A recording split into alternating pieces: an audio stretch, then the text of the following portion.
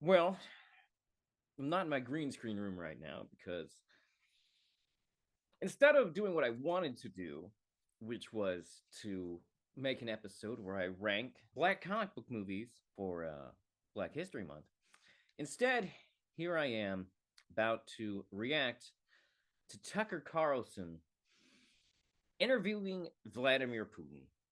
And I'm not in my green room, my green screen room, because it's a 2 hour long interview, and I did not feel like sitting in my uncomfortable green screen room while I do this. And I will also be vaping during this. I don't I don't indulge in nicotine. Because Jesus. Not that Jesus told me to, but because like, oh my God, I gotta make it through this somehow. And I gotta this might be two-parter. This might be two-parter. I might have to do this in two parts because good lord, it's a 2 hour interview. 2 hour interview. Frankly, I think that Tucker Carlson might be a Russian asset at this point because he's just spreading Russian propaganda. However, we're just going to go into it because 2 hours fucking long. And oh my God, that's a lot of time. I'm also going to skip the 4 minute video of him explaining why he's doing this because it's 2 hours long already. The following is an interview with the president of Russia, Vladimir Putin, shot February 6, 2024 at about 7 p.m. in the building behind us, which is, of course, the Kremlin.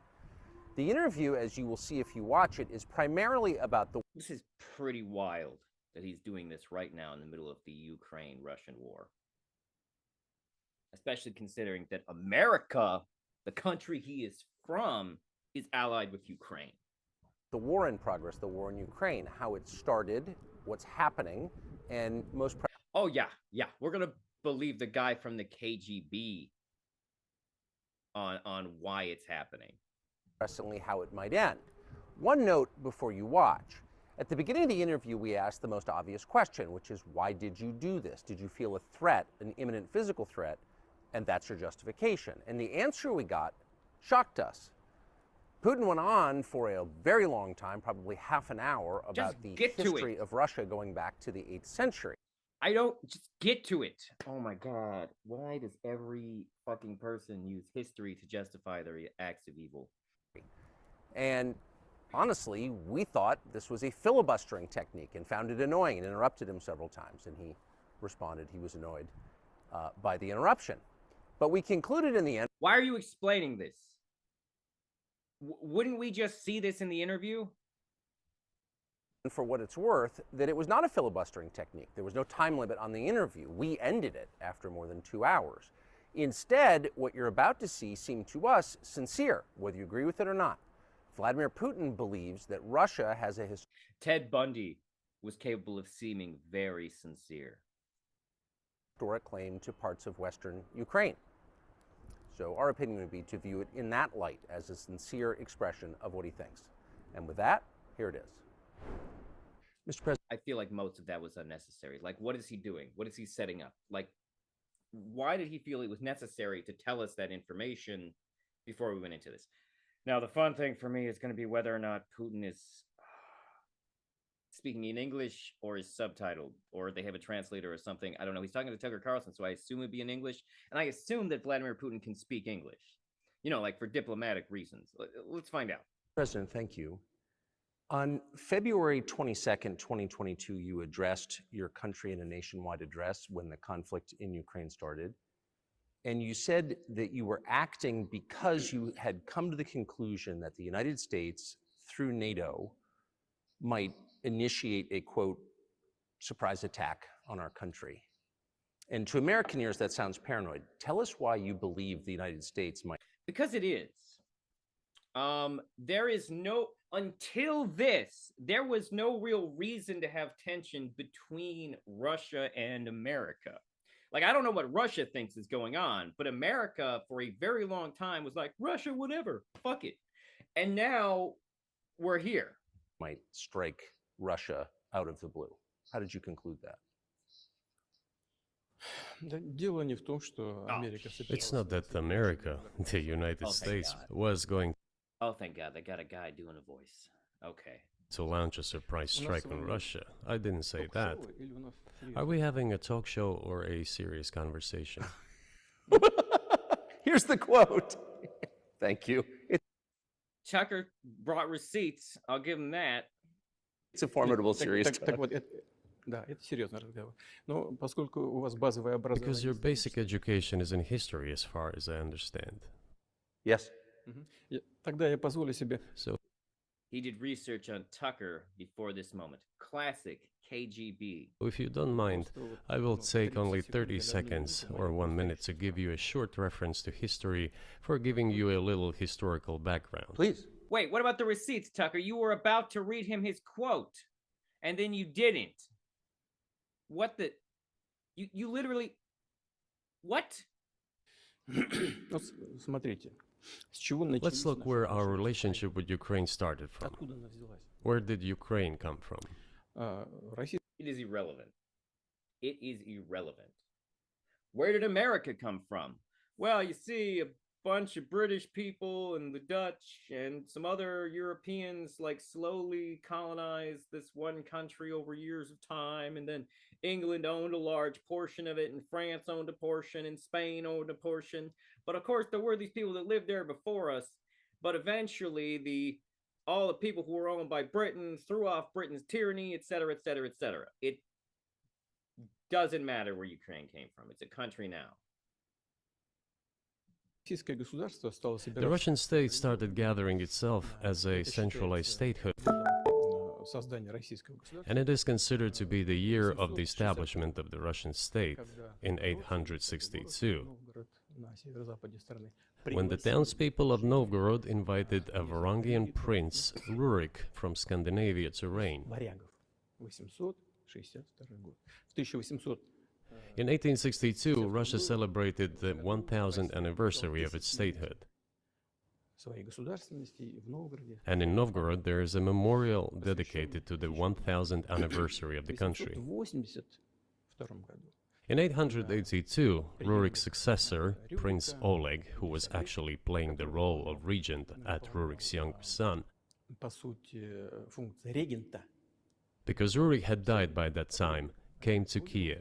к этому времени пришел в Киев, отстранил от власти двух братьев, He которые ousted two были brothers who apparently had членами дружины I just want to comment. I think that's interesting that he pronounced it Kiev and the translator pronounced it Kiev. Рюрика. once been members of Rurik's squad. Имея два центра в Киеве и в Новгороде. So Russia began to develop with two centers of power, Kiev and Novgorod. Следующая очень значимая дата в истории The России. next very significant date in the history of Russia was 988. Владимир, это This was So the thing I was saying earlier is that, like, if we are to accept, and don't worry, we'll hear the rest of what he has to say, and maybe my attitude towards it will change. But, like, generally speaking, if he is making the argument that I think he is making, like, the same argument could be used to justify the British reinvading America or Australia, or wait, do they still technically, is Canada still technically? How do they connect?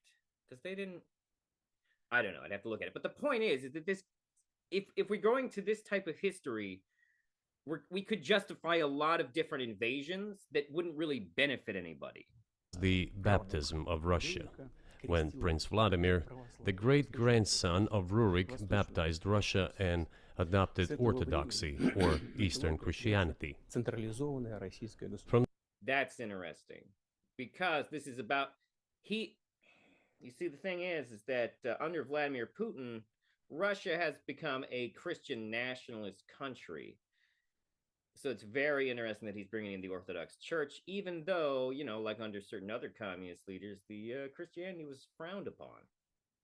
From this time, the centralized Russian state began to strengthen. Единая территория. Why? Единое Because of the хозяйство single себя. territory, integrated economic ties, Один язык. one and the same language, and, after the baptism of Russia, the same faith and rule of the prince. Okay. So he's making an argument for nationalism, like united nationalism of these areas. Yeah, let's see where he's going. Centralized Russian state began to take shape. Российское государство. Back in the Middle Ages, He worships the state. The state. Prince Yaroslav the Wise introduced the order of succession to a throne. Введение престола наследия. But after he passed away, it became complicated for various reasons. Чуть-чуть попозже, после того, как он ушел. It's interesting. He's reaching back to like pre-communist stuff. So he was in the KGB, but I do not know if he is actually a communist. Жизни. The throne was passed not directly from father to eldest son, but from the prince who had passed away to his brother, then to his sons in different lines. All this led to the fragmentation and the end of Rus as a single state. There was nothing special about it. The same was happening then in Europe. Just a comment. He said this would take 30 seconds to a minute, and I believe we are rapidly either closing in on a minute or have already passed it. Русское государство стало легкой добычей. But the fragmented Russian state became an easy prey to the empire created earlier. So the question is, what is Tucker? I'm curious what Tucker Carlson is reacting to here, because it's clear that Putin has like a translator thing in his ear where someone is feeding him Tucker's questions. I don't think, does Tucker know Russian? That would be super weird. Wouldn't it? Like, it's hilarious the good faith that like conservative conspiracy theorists will give people like Tucker Carlson, that they wouldn't be suspicious. Because like, if he was a liberal, they'd immediately be like, how does Tucker know Russian? Russian agent. Like, Genghis Khan. His successors, namely Batu Khan, came to Rus, plundered and ruined nearly all the cities. The southern part, including Kiev, by the way, and some other cities, simply lost independence, while northern cities preserved some of their sovereignty. They had to pay tribute to the horde, but they managed to preserve some part of their sovereignty. And then a unified Russian state began to take shape with its center in Moscow. The southern part of Russian lands, including Kiev, began to gradually gravitate towards another magnet, the center that was emerging in Europe. This was the Grand Duchy of Lithuania. It was even called the Lithuanian-Russian Duchy, because Russians were a significant part of this population. They spoke the old Russian language and were Orthodox. But then there was a unification, the union of the Grand Duchy of Lithuania and the Kingdom of Poland. A few years later, another union was signed, but this time already in the religious sphere. Some of the Orthodox priests became so. Please note how much he is deferring to religion. The Russians are not the communists America once feared, but they are still America's enemy. You see, this is the thing, is that it doesn't really matter what their political beliefs are. The things that Russia believes about America are ridiculous. Some of them are ridiculous. Russia, at numerous times and points, has been caught spreading misinformation about America, specifically on Russia Today. Russia Today, I actually saw this video. Russia Today tried to play off footage of essentially training exercises as essentially the preparing for false flag operations and shootings. It's not how, I'm sorry, I don't believe in crisis actors. We can talk about a lot of different types of conspiracy theories, but anytime someone brings up crisis actors, my first thought is, that wouldn't work. Crisis acting is a dumb idea, like from start to finish. Like all those people would have to end up in body bags eventually, you know? Like, because the more people involved in a conspiracy, the more people there are to tell the truth. Subordinate to the Pope. Thus, these lands became part of the Polish-Lithuanian state.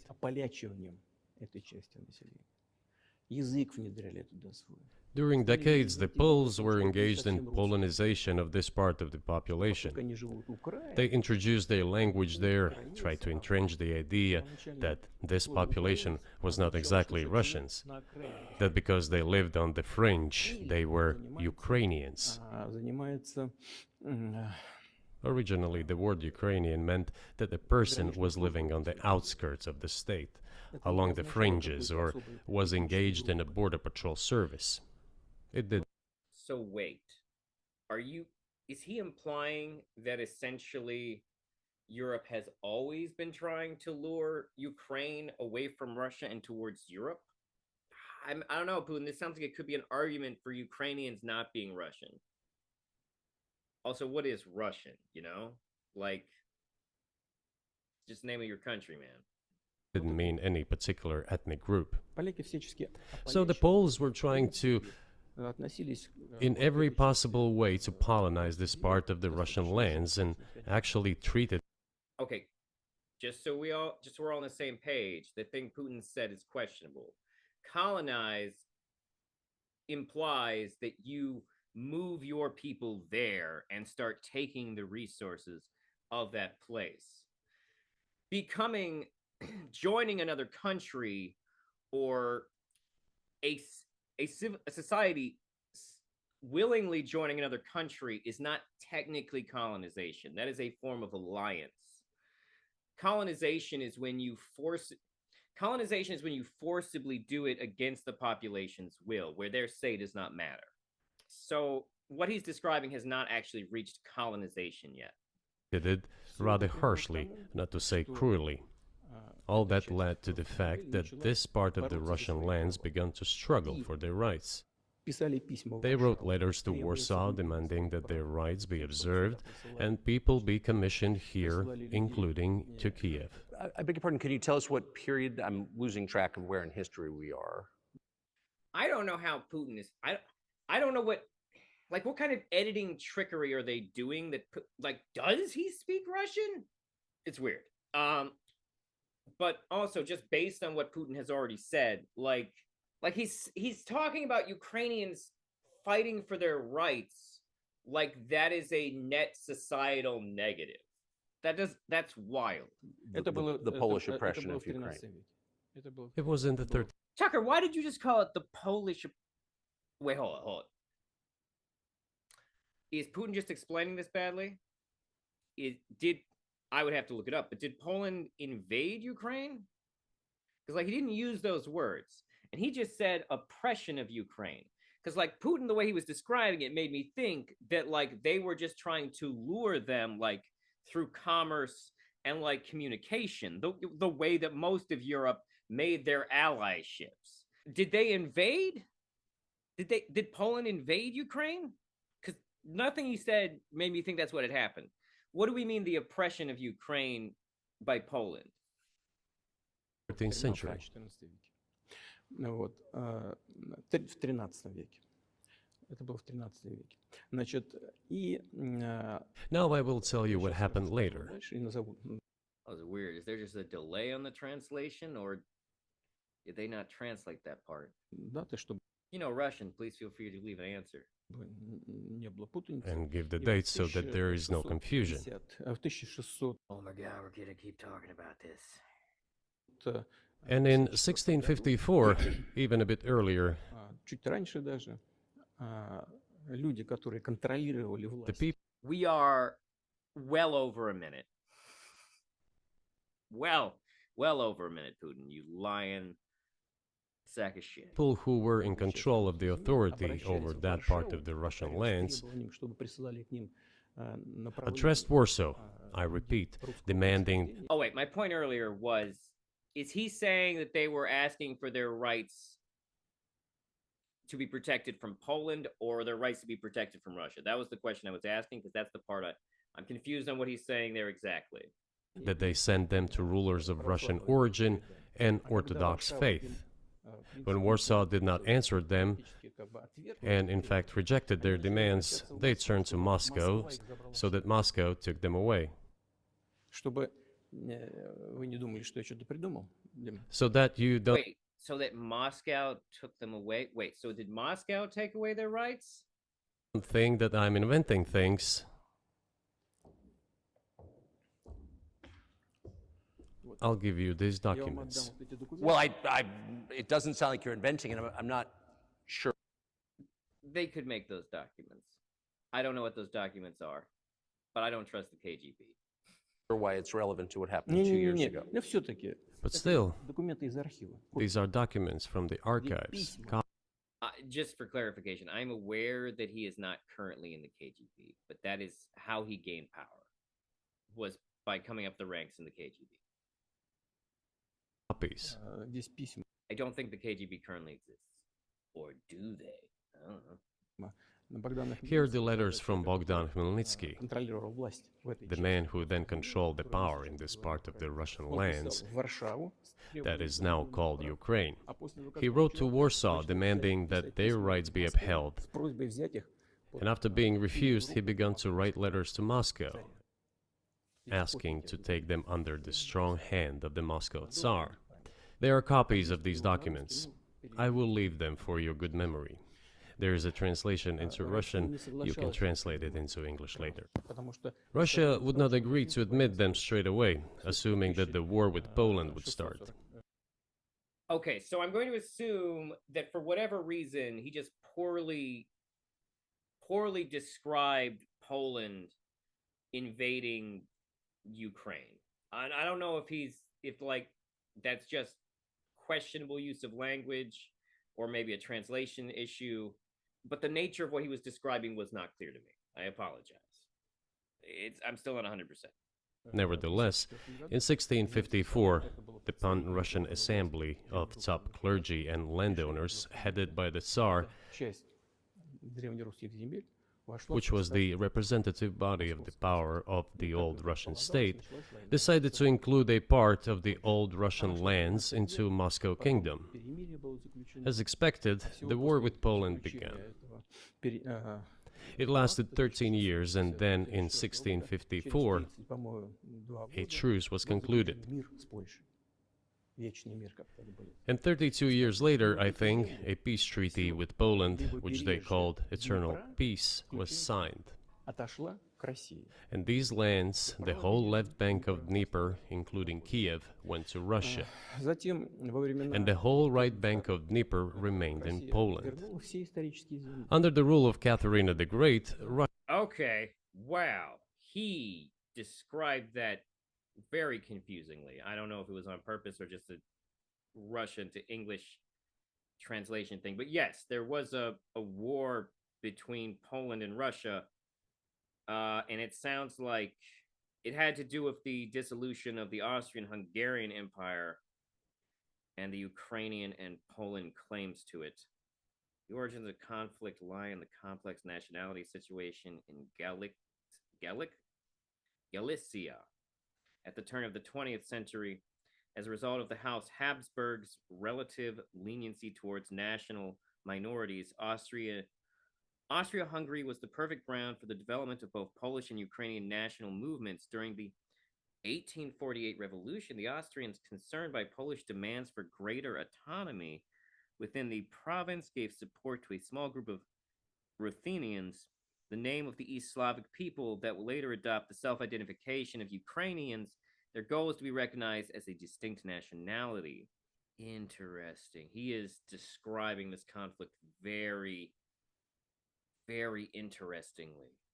There's a lot here, so I'm not going to read it all, but like, interesting. Russia reclaimed all of its historical lands, including in the south and west. Да, а вот This all lasted until the revolution. воспользовавшись Before World War I, организацией, Austrian General Staff relied on the ideas of Ukrainianization and started actively promoting the ideas of Ukraine and the Ukrainianization. в преддверии мировой войны, конечно, было стремление ослабить потенциал. Their motive was obvious. Было стремление Just before World War I, they wanted to weaken the potential enemy and secure themselves favorable conditions in the border area. So the idea which had emerged in Poland that people residing in that territory were allegedly not really Russians but rather belonged to a special ethnic group, Ukrainians, started being Oh, I see now. I see. His goal is to make it so Ukrainians, he can't describe the war the way it happened because it was over the definition of Ukrainian.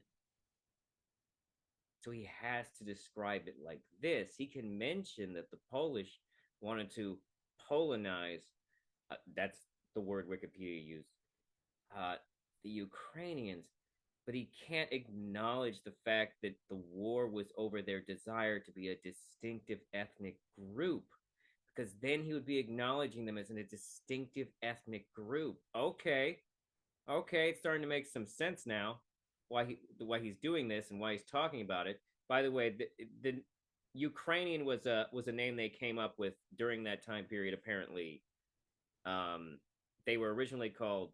Oh wait, you heard me read that part. Yeah. No. Oh, interesting. That's what he's doing. He's trying to hide that. He's trying to hide that conflict is about their ethnic identity, and that the rights that they're requesting are the rights to be recognized as Ukrainian. Oh my God, that's fascinating. being propagated by the Austrian General Staff. As far back as the 19th century, theorists calling for Ukrainian independence appeared. All those, however, claimed that Ukraine should have a very good relationship with Russia. They insisted on that. After the 1917 revolution, the Bolsheviks sought to restore the statehood, and the civil war began, including the hostilities with Poland.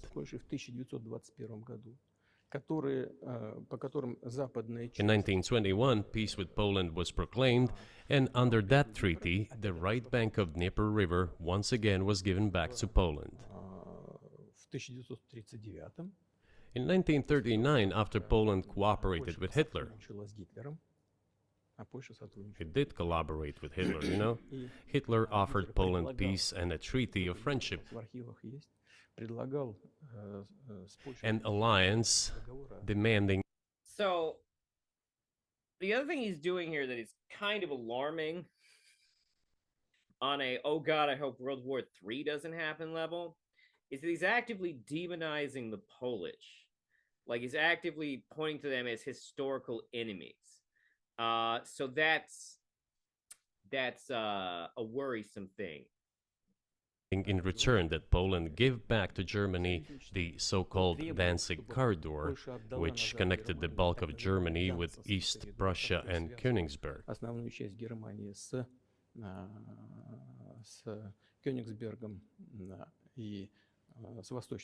After World War I, this territory was transferred to Poland, and instead of Danzig, a city of Dansk emerged.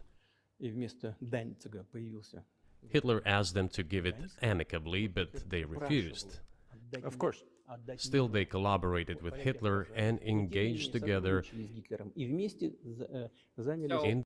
I don't know a lot about this specific piece of history, but I will say that it's interesting because ultimately Poland was the first country that Germany invaded. And technically at this point, no one knew how bad of a guy Hitler was. Just for context, these are things worth noting. The partitioning of Czechoslovakia. But may I ask you, you're making the case that Ukraine, certainly parts of Ukraine, Eastern Ukraine, is in effect Russia has been for hundreds of years. Why wouldn't you just take it when you became president 24 years ago? You have nuclear weapons, they don't. If it's actually your land, why did you wait so long? Sure.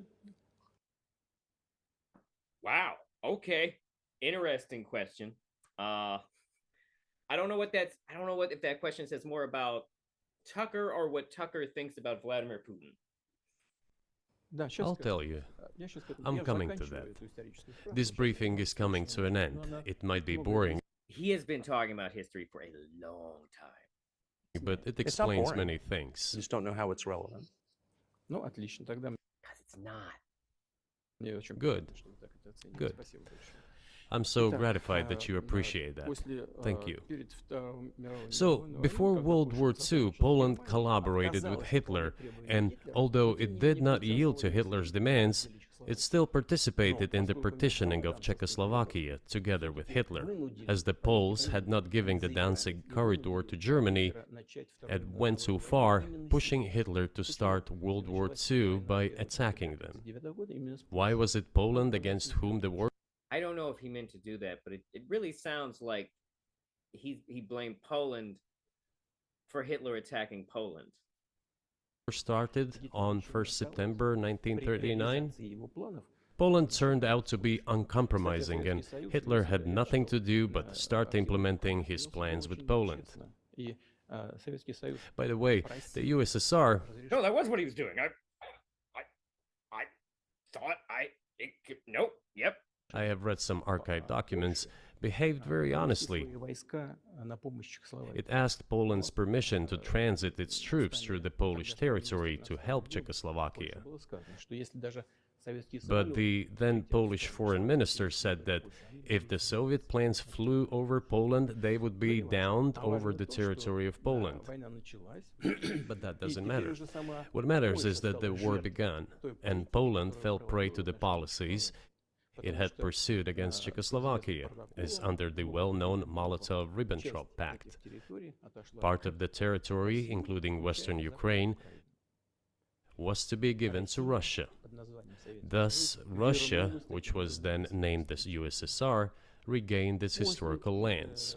победы в After the victory in the Great Patriotic War, as we call World War все II, эти территории окончательно были all закреплены. those territories were ultimately enshrined as belonging to Russia, Польша to the USSR. при этой компенсации, так надо полагать, As for получила Poland, Запад it received Okay, yeah, you're describing how the communists took over everything. Yeah, okay. I shouldn't call them communists. The USSR. received, apparently in compensation, the lands which had originally been German, это вот западная, восточную часть, the eastern parts of Germany. часть земли. These are now western lands of Poland. Сегодня. Ну, естественно, и опять вернули. Of course, Poland regained access to the Baltic Sea and Опять Danzig, вернули Данциг, который опять стал называться. which was once again given its Polish name. Вот таким образом сложилось. So this was how this situation При developed. формировании Советского Союза, это уже 1900 In 1922, when the USSR was being established, большевики начали формировать the СССР. Bolsheviks started building the USSR and established the Soviet Ukraine, which had never existed который до before. сих пор вообще- Right. который до сих пор вообще не существовало.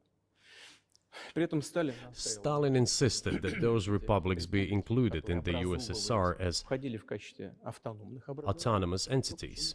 Основатель советского государства Ленин настоял. For some inexplicable reason, Lenin, the founder of the Soviet state, insisted that they be entitled to withdraw from the USSR. Oh my god. That's like so like he is going against that's like if someone in America, like a hardcore Republican, just suddenly started going directly against like the founding fathers. That's interesting.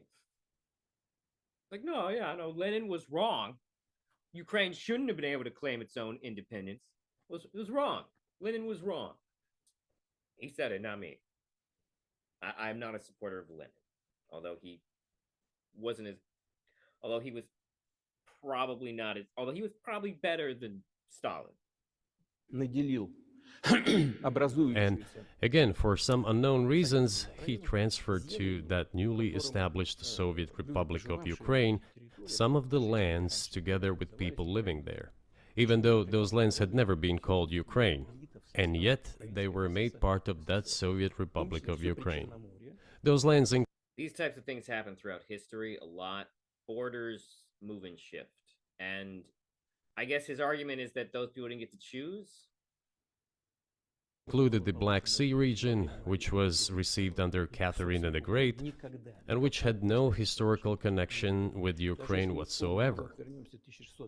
Even if we go as far back as 1654, when these lands returned Be like the problem is that these arguments could be used by other imperialist states to do pretty fucked up things. Like, do you want Spain to suddenly take over, like the country of Spain to suddenly be like, by the way, you know, historically, huge portions of Central America belong to us.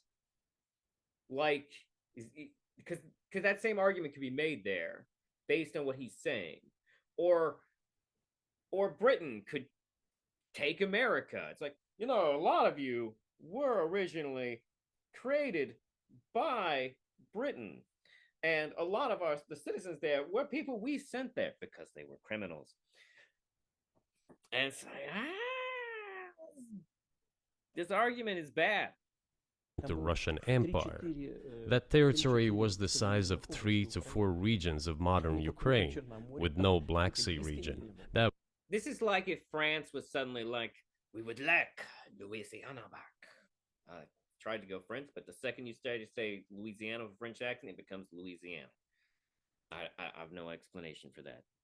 But yes, what he is describing now is if France suddenly wanted back Louisiana. That was completely out of the question. In 1654. Exactly. You obviously have encyclopedic knowledge of this region, but or at least I assume that's the argument that he is making. I don't know if he's actually come to a conclusion yet. Why didn't you make this case for the first 22 years as president that Ukraine wasn't a real country?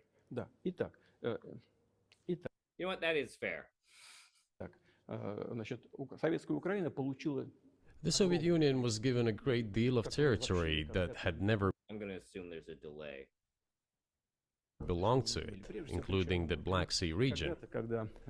Is that guy like just off camera? He doesn't, like, the audio sounds like it was recorded later, but like, is there a guy off camera explaining these things to Tucker? At some point, when Russia received them as an outcome of the Russo-Turkish Wars, they were called New Russia or Novorossiya. But that does not matter. What matters is that Lenin, the founder of the Soviet state, established Ukraine that way. For decades, the Ukrainian Soviet Republic developed as part of the USSR. And for unknown reasons, again, the Bolsheviks were engaged in Ukrainianization. It was not merely because the Soviet leadership was composed to a great extent of those originating from Ukraine. Rather, it was explained by the general policy of indigenization pursued by the Soviet Union. Same things were done in other Soviet republics. This involved promoting national languages and national cultures, which is not a bad in principle. That is how the Soviet Ukraine was created. After the World War II, Ukraine received, in addition to the lands that had belonged to Poland before the war, part of the lands that had previously belonged to Hungary and Romania. So Romania and Hungary had some of their lands taken away and given to the Soviet Ukraine, and they still remain part of Ukraine. So in this sense, we have the look on Tucker's face sounds like he genuinely isn't sure where this is going. Every reason to affirm that Ukraine is an artificial state that was shaped at Stalin's will. Do you believe Hungary has a right to take? All states are made that way. All states are made that way. Like, at some point, somebody draws up borders and someone's like, this is all my land, that's all your land. A lot of times they fight about it. Like, what do you mean it's an artificial state? Are you saying it's an artificial state because it was made from, like, the top down, which is only kind of what happened? Because, like, once again, he can't acknowledge what that Polish-Ukrainian war was actually about. Take its land back from you? Because Lenin gave them their autonomy because the rights they specifically were asking for were to be recognized as an ethnicity. Holy shit. Ukraine, and that other nations have a right to go back to their 1654 borders? Ну, я не знаю, как границам I'm not sure whether they should go back to the 1654 borders. Все считают, что But given Stalin's time, so-called Stalin's regime, which as many claim saw numerous violations of human rights and violations of the rights of other states, то в этом смысле, конечно, вполне можно, ну, если не говорить о том, что они имеют на это право. one may say that they could claim back those lands of theirs while having no right to do that. It is at least understandable. Have you told Viktor Orban that he can have part of Ukraine? Никогда не говорил. Never. I have never told him, not a single time. У нас с ним даже на этот счет не было никаких разговоров. Но мне Okay, you could have just said no to that question. Good question, though, Tucker. достоверно We have not even had any conversation Oh, I just gave props to Tucker Carlson for something. on that, but I actually know for sure that Hungarians who live there Они, конечно, хотят вернуться на свою историю. wanted to get back to their historical land. Интересную историю, отвлекусь. Moreover, I would like to share a very That makes it sound like you have talked to Viktor Orban. Right now, you're justifying the concept of giving Ukraine some of the land. I mean, you're not Ukraine. You're justifying giving some of Ukraine to Viktor Orban. That's what you're doing. very interesting story with you. Значит, где-то в начале I digress, it's a personal one. из, Somewhere in the early 80s, I went on a road trip in a car from then Leningrad across the Soviet Union through Kiev, выехал, made a stop in Kiev, and then went to western Ukraine. название I went to the town of Beregovoye, и and all the names of towns and villages there were in Russian and in a language I did not understand, in Hungarian, in Russian and in Hungarian. возле Not And in America, we have Chinatown. What do you want? in Cleveland also has a Slavic area. Ukrainian, in Russian, and in Hungarian. стройка. I was driving through some kind of village, and there were men sitting next to the houses, and they were wearing black three-piece suits and black cylinder hats. I asked, are they some kind of entertainers? I was told, no, they were not entertainers, they're Hungarians. I said, what are they doing here? What do you mean? This is their land, they live here. This was during the Soviet time in the 1980s. They preserved the Hungarian language, Hungarian names, and all their national costumes. They are Hungarians and they feel themselves What you're describing is ethnicities living in another country. There's nothing weird about that. It literally occurs in all countries. But he's trying to make it sound like a reason like why Hungary should get part of Ukraine. to be Hungarians. And of course, when now there is an infringement, Well, that is, and there's a lot of that, though. I think many nations are upset about Transylvania as well, as you obviously know.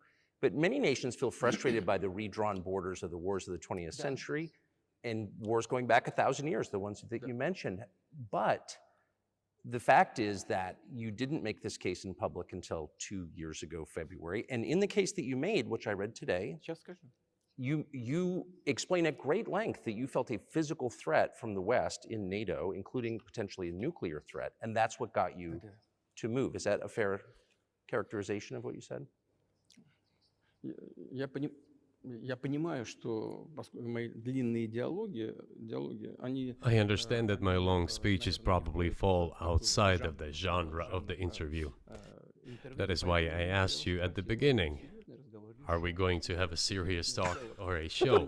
Так что не обижайтесь. You said a serious talk, Ну так вот. so bear with me, подошли, please. к тому моменту, когда We're coming to the point where the Soviet Ukraine was established. 1991 год. Then, in 1991, the Soviet Union collapsed, Получила в подарок от and России. everything that Russia had generously bestowed on Ukraine was dragged away by the В latter. целом, вот я подхожу сейчас к очень важному I'm моменту. coming to a very important point of today's agenda. Этот развал Советского Союза. Thank you. After all, the collapse of the Soviet Union was effectively initiated by the Russian Я не leadership. знаю, чем тогда руководствовалось руководство России.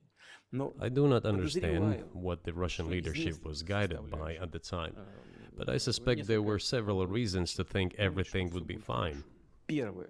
Ну, во-первых, я думаю, что руководство России исходило из того, что First, фундаментальные I think that then Russian leadership believed that the fundamentals of the relationship between Russia and Ukraine were, in fact, a common language. More than 90% of the population there spoke Russian. У каждого третьего какие-то родственные связи. Family ties, every third And the majority of Americans spoke English, but we still fought the English.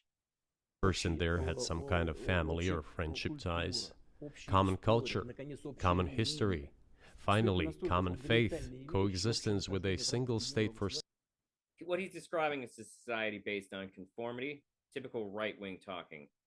Because anyone who worships the state demands some level of conformity. Most people on the right want conformity. That is what Christian nationalists want.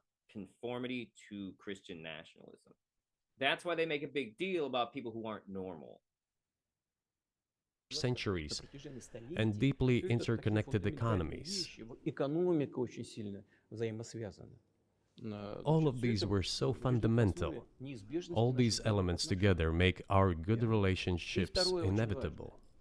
Я хочу, чтобы вы, как американские гражданины, чтобы The second point is a very important one.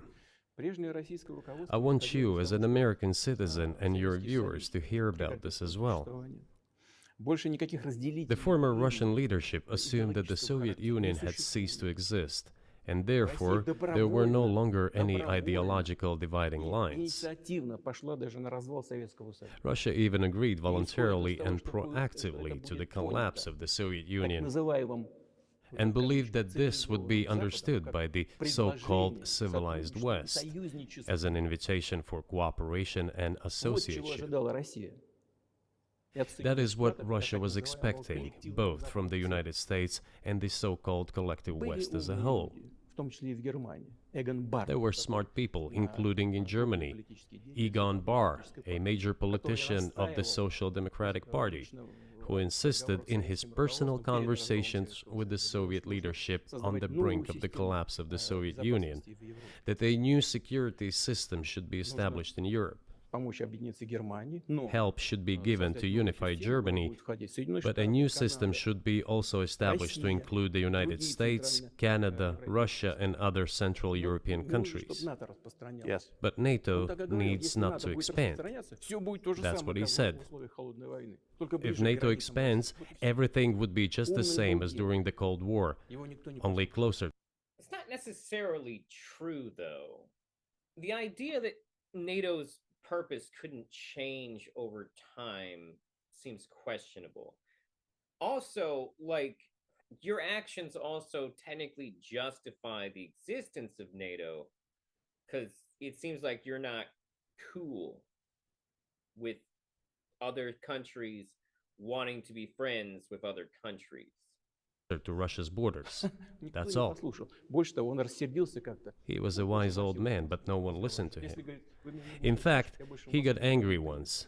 Рассердился на советское руководство. If, he said, you don't listen to me, I'm never setting my foot in Moscow once again. Но, тем не менее, Everything happened just as he had said. Wait, was it the Russians who didn't listen to him? Why wouldn't he step back in Russia? Well, of course, it did come true, and you've mentioned this many times. I think it's a fair point, and many in America thought that relations between Russia and the United States would be fine with the collapse of the Soviet Union and the end of the Cold War. I mean, they seemed fine for a while. That the opposite happened, but you've never explained why you think that happened, except to say that the West fears a strong. Like, they may not have been great, but they were better than during the Cold War. Russia, but we have a strong China the West does not seem very afraid of. What about Russia, do you think, convinced policymakers they had to take it down? Запад боится сильного Китая больше, чем сильной России. The West is afraid of strong China more than it fears a strong Russia, because Russia has 150 million people and China has 1.5 billion population, and its economy is growing by leaps and bounds, or 5% a year. It used to be even more. But So his answer is because America is afraid of China is why they want to be friends with China. Now, this does conveniently leave out the history of America and China, where America allied with a weak China against Russia because Russia was giving China shit. But that's enough for China. As Bismarck once put it, potentials are the most important. China's potential is enormous. It is the biggest economy in the world today in terms of purchasing power parity and the size of the economy. It has already overtaken the United States quite a long time ago, and it is growing at a rapid clip. Let's not talk about who is afraid of whom, let's not reason in such terms. And let's get into the fact that after 1991, when Russia expected that it would be welcomed into the brotherly family of civilized nations, nothing like this happened. You tricked us.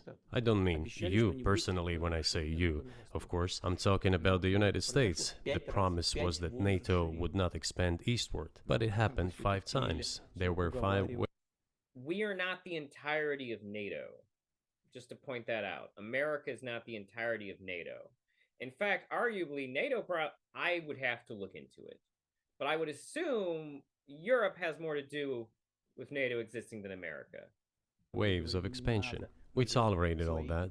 We were trying to persuade them. We were saying, please don't. We are as bourgeois now as you are. We are market economy and there is no communist party power. Let's negotiate. Moreover, I have also said this publicly before. There was a moment when a certain rift started growing between us. Before that, Yeltsin came to the United States. Remember, he spoke in Congress and said the good words. God bless America. Everything he said were signals. Let us in. Remember the developments in Yugoslavia before the Yeltsin was lavished with praise? As soon as the developments in Yugoslavia started, he raised his voice in support of Serbs, and we couldn't but raise our voices for Serbs in their defense. I understand that there were complex processes underway there, I do, but Russia could not help raising its voice in support of Serbs, because Serbs are also a special and close to us nation, with Orthodox culture and so on. It's a nation that has suffered so much for generations. Well, regardless, what is important is that Yeltsin expressed his support. What did the United States do? In violation of international law and the UN Charter, it started bombing Belgrade. It was the United States that let the genie out of the bottle. Okay, I see what he's saying. What he's saying is true, but it's also he's framing it disingenuously. So, like, essentially what happened was there was a conflict in Serbia, and this created a lot of political, like, tensions, once again, through different countries. And now the problem is that he's painting that event as Russia not being welcomed in. But, like, the reality is that what happened was that we did welcome Russia in, but then we came into a political conflict with each other over this one other country. And because it was violence related, you know, kind of ruins the party regardless of how welcome somebody is at the party. Moreover, when Russia protested and expressed its resentment, what was said? The UN Charter and international law have become obsolete. Now everyone invokes international law is rarely enforced, by the way, people. If you like, it's rarely. International law is pretty weak, actually. International law, but at that time they started saying that everything was outdated. Everything had to be changed. Indeed, some things need to be changed, as the balance of power has changed. It's true, but not in this manner. Yeltsin was immediately dragged through the mud, accused of alcoholism, of understanding nothing, of knowing nothing. He understood everything, I assure you. Well, I became president in 2000. I thought, okay, the Yugoslav issue is over, but we should try to restore relations. Let's reopen the door that Russia had tried to go through. And moreover, I said it publicly, I can reiterate. At a meeting here in the Kremlin with the outgoing President Bill Clinton, right here in the next room, I said to him, I asked him, Если бы Россия поставила вопрос о вступлении в НАТО, Bill, do you think if Russia asked to join NATO, do you think it would happen? вдруг он сказал, ты знаешь, это интересно. Suddenly he said, you know, it's А interesting. вечером, I когда think мы so. встретились, уже на But ужин, in the evening, when we met for dinner, разговаривал со своими he said, you know, командой. I've talked to my team. Это No, сейчас это it's not possible now. можете спросить у них. That is interesting. I mean, because I mean, like if Russia joined NATO, it does seem like that would clear up the conflict, right? I don't know. I don't 100% support NATO.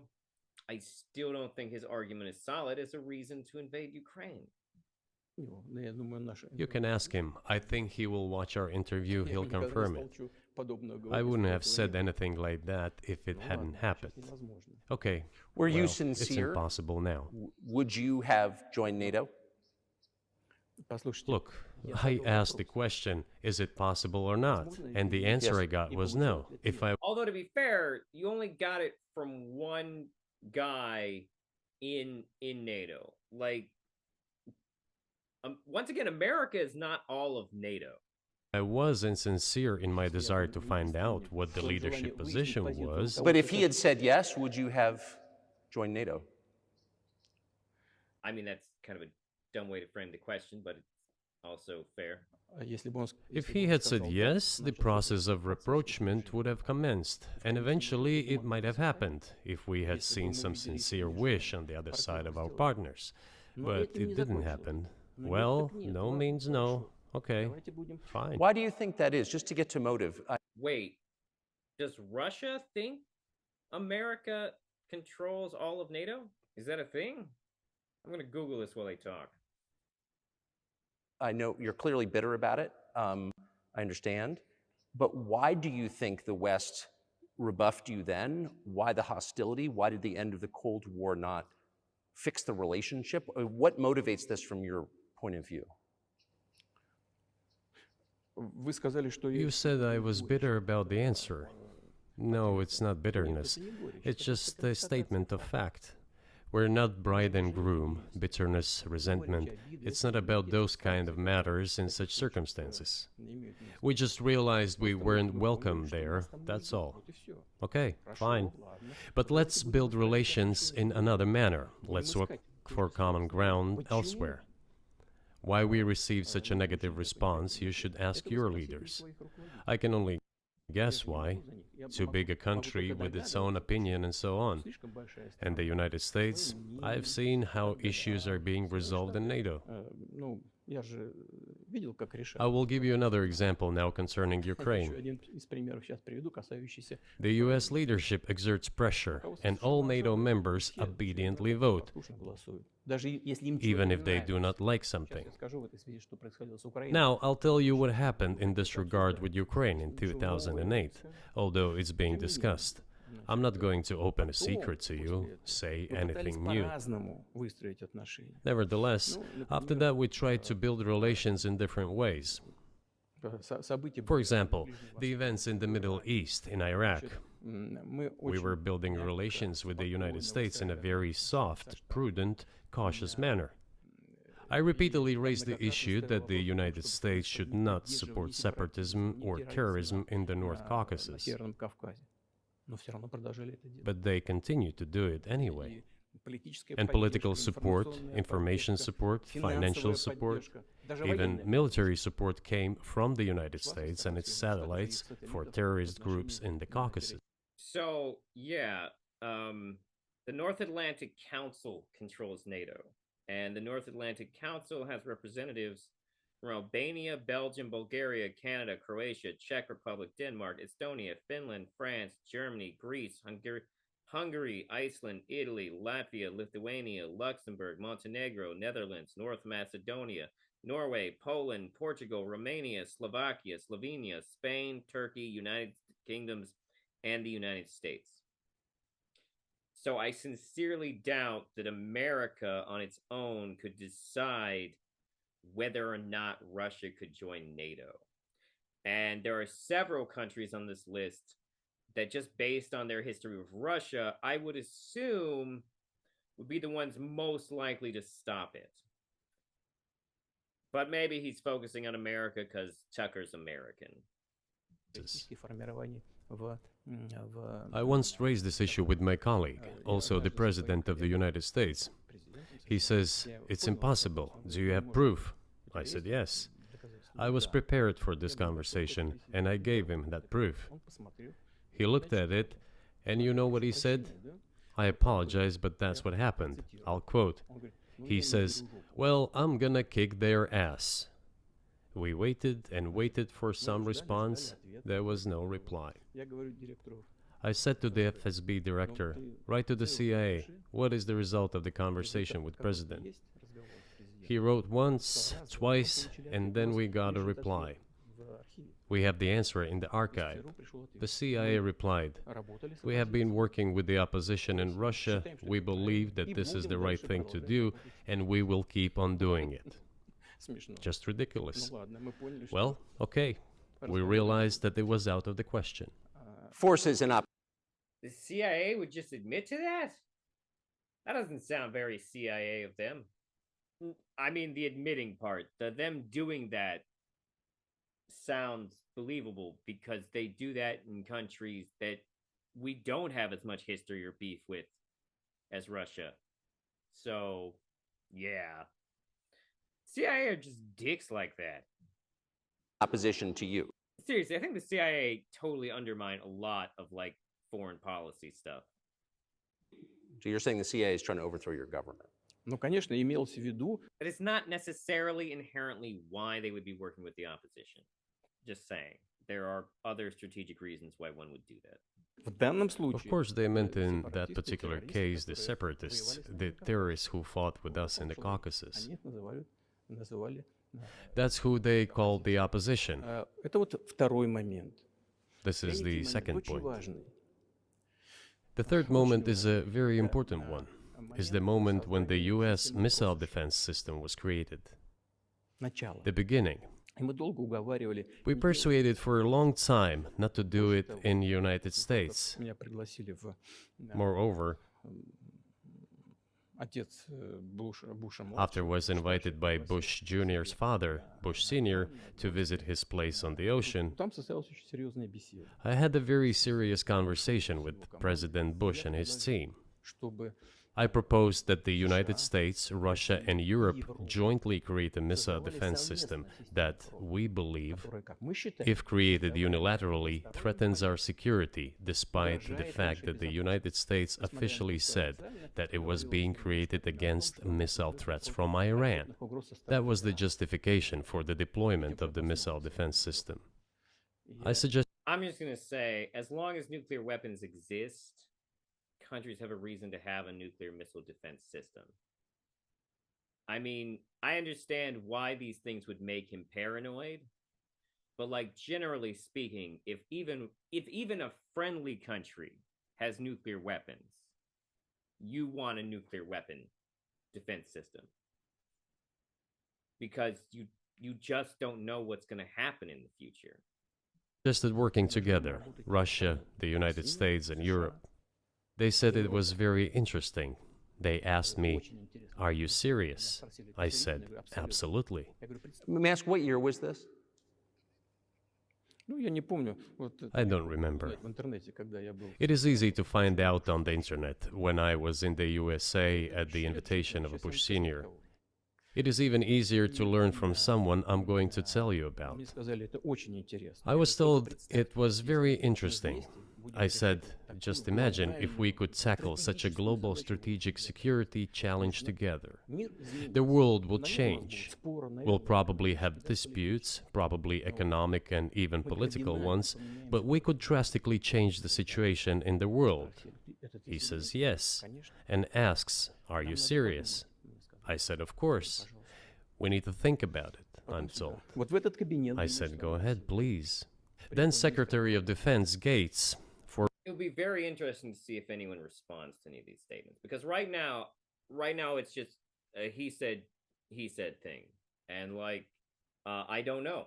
I don't know what I would necessarily comment or bring to these statements, other than to just point out that we'll just have to see in the coming days and weeks if anybody responds to it. Former director of CIA and Secretary of State Rice came in here, in this cabinet, right here at this table. They sat on this table. Me, the foreign minister, the Russian defense minister on that side. министр обороны They said to me, они мне yes, we have thought about it. We agree. I said, thank God, great, но but with some exceptions. So twice you've described U.S. President There are always exceptions in politics. There's always going to be negotiations. Well, let's see if he says what they are. making decisions and then being undercut by their agency heads. So it sounds like you're describing a system that's not run by the people who are elected in your telling. именно так. That's right, В конечном that's right. итоге нас послали подальше. Я не буду In the end, they just told us to get. Okay. As for him joining NATO, one president can't do that. Plus, you're talking about the workings of these different countries all working together.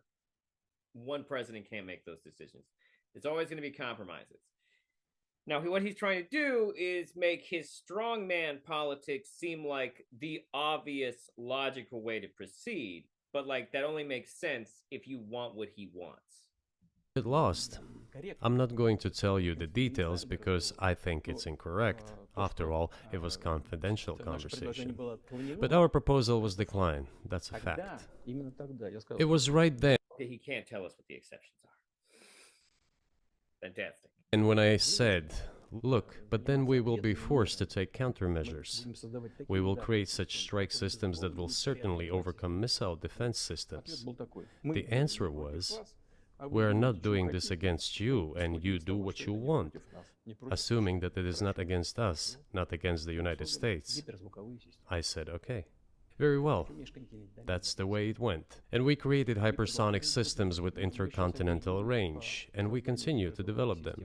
We are now ahead of everyone, the United States and the other countries, in terms of the development of hypersonic strike systems, Вот. and we are improving them every day. Сделали. Putin, man.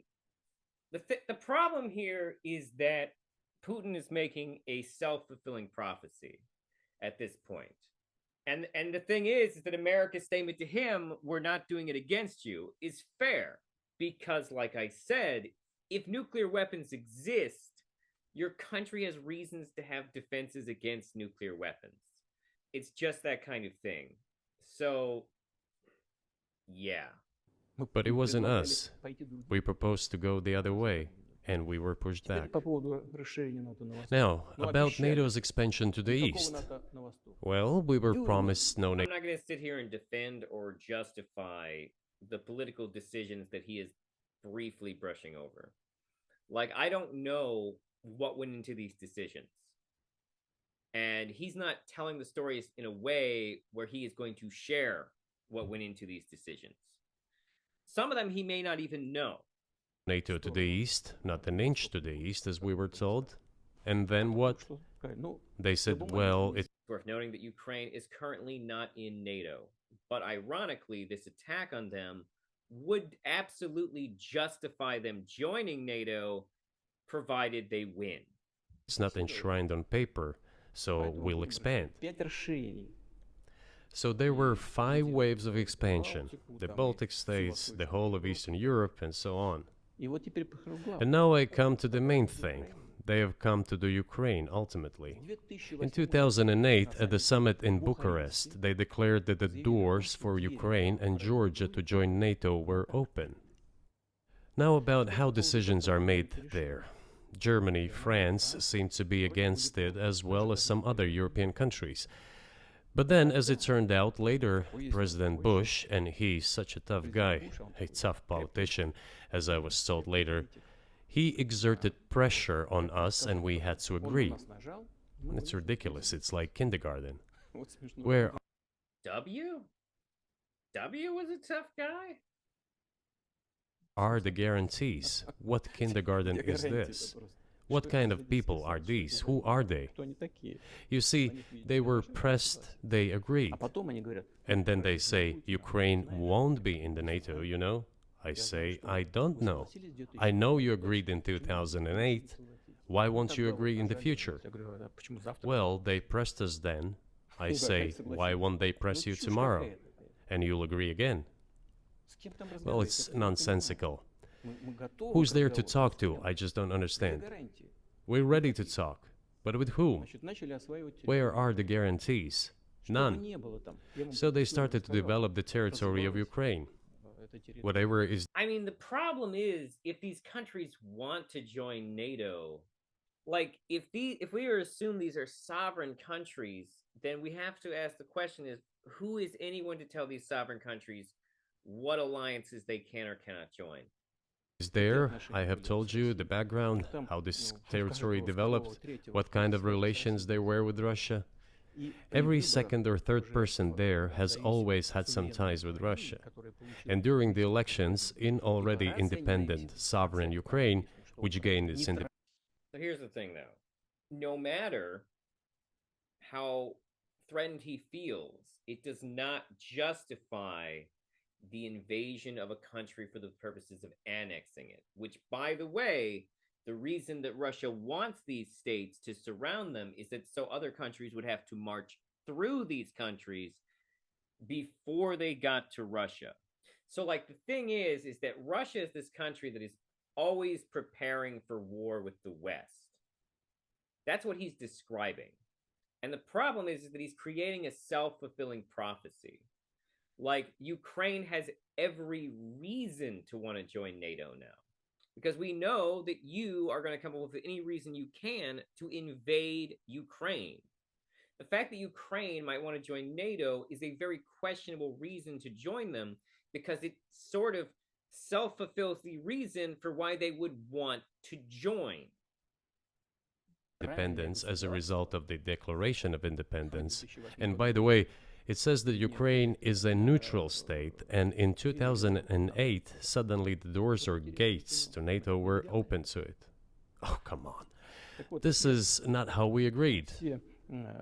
Now, all the presidents that have come to power in Ukraine, they relied on electorate with a good attitude to Russia in one way or the other. Это юго-восток Украины. This is the southeast of Ukraine. This is a large number of people. И перебить этот электорат. And it was very difficult to dissuade this electorate, which had a positive attitude towards Russia. Значит, к власти пришел Viktor Yanukovych came to power, and how? первый раз он победил. The first time he won after President Kuchma, they organized a third round, which is not provided for in the constitution of Ukraine. Госпереворот. This is a coup d'etat. Себе Just imagine, someone in the United States wouldn't like the outcome. между. In 2014, Нет. Before that, Нет, нет. no, this was before that. After President Kuchma, Viktor Yanukovych won the elections. However, his opponents did not recognize that victory. The US supported the opposition, and the third round was scheduled. США поддержали What is оппозицию. this? This is a Назначили coup. третий тур. The US supported it. But it wasn't a successful coup if it was a coup. And also it came from inside their own country. I don't necessarily agree with that. But like Yanukovych did become president, or I'm losing my mind. And the winner of the third round came to power. Это государственный переворот. Imagine if in the US something was not to someone's liking, and the third round of election, which the US Constitution does not provide for, was organized. Организовали третий. Nonetheless, it was done in Ukraine. Не предусмотрено. Okay, Viktor Yushchenko, who was considered a pro-Western politician, came to power. Виктор Ющенко, который считался прозападным. Fine, we have built relations with him as well. He came to Moscow with visits. С визитами. We visited Kiev. I visited too. Встречались неформально. We met in an informal setting. If he's pro-Western, so be it. It's fine. Let people do their job. Пускай The ситуация. situation should have developed inside the independent Okay, yeah, Viktor Yanukovych is who I thought he was. I'm not losing my mind. Good. Ukraine itself. As a result of Kuchma's leadership, things got worse and Viktor Yanukovych came to power after all. Ситуация ухудшилась. Maybe he wasn't the best president and politician. I don't know. I don't want to give assessments. However, the issue of the association with the EU came up. Но встал вопрос об ассоциации с Евросоюзом. We have always been lenient to this. Suit yourself. But when we read through the Treaty of Association, it turned out to be a problem for us, since we had a free Yanukovych first ran for president in 2004 election, where he advanced to the runoff and was declared the winner against former Prime Minister Viktor Yushchenko. A lot of victors. However, allegations of electoral fraud and voter intimidation caused widespread protests in Kyiv. Independence Square was occupied in what became known as the Orange Revolution. The Ukrainian Supreme Court ultimately nullified the runoff election and ordered a rerun, which Yanukovych lost to Yushchenko. Yanukovych ran for president again in 2010 election, this time beating Prime Minister Yulia Tymoshenko in an election that was judged free and fair by international observers. So why didn't they stop him the second time? Free trade zone and open customs borders with Ukraine, which under this association had to open its borders for Europe, which would have led to flooding of our market. We said, no, this is not going to work. We shall close our borders with Ukraine then. The customs borders, that is.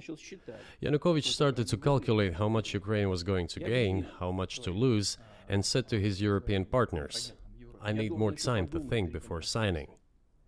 The moment he said that, the opposition began to take destructive steps which were supported by the West.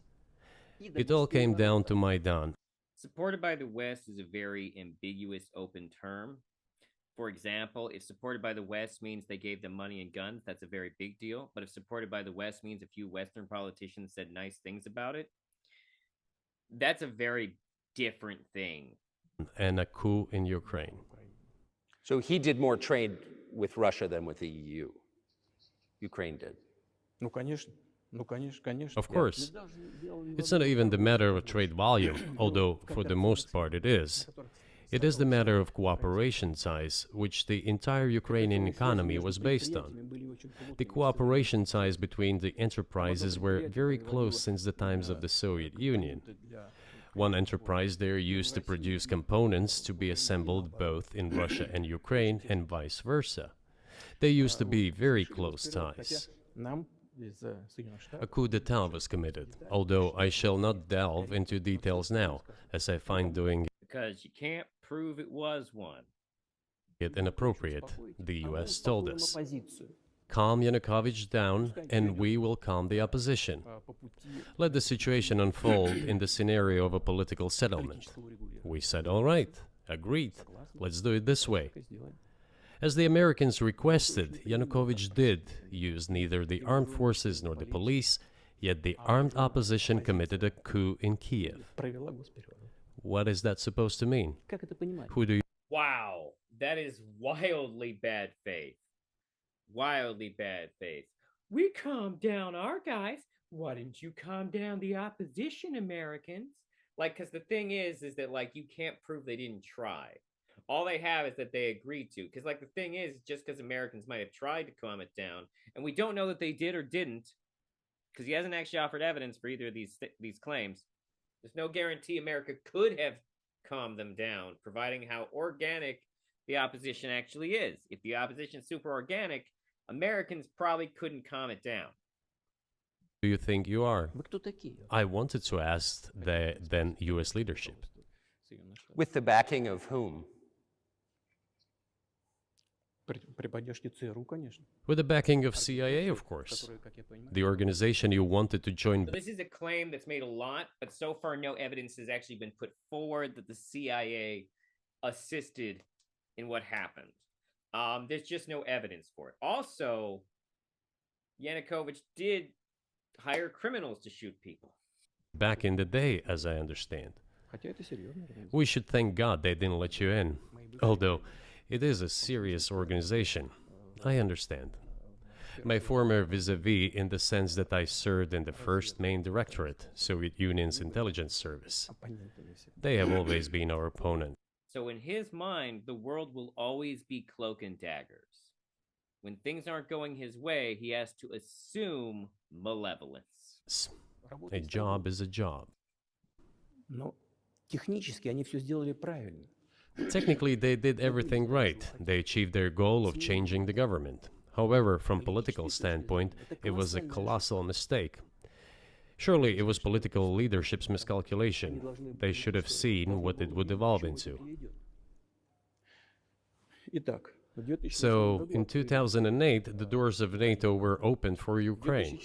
In 2014, there was a coup. They started persecuting those who did not accept the coup, and it was indeed a coup. They created a threat to Crimea. It wasn't a coup. It literally wasn't a coup. And the reason it wasn't a coup is because their government didn't change. One guy ran and was later convicted of treason.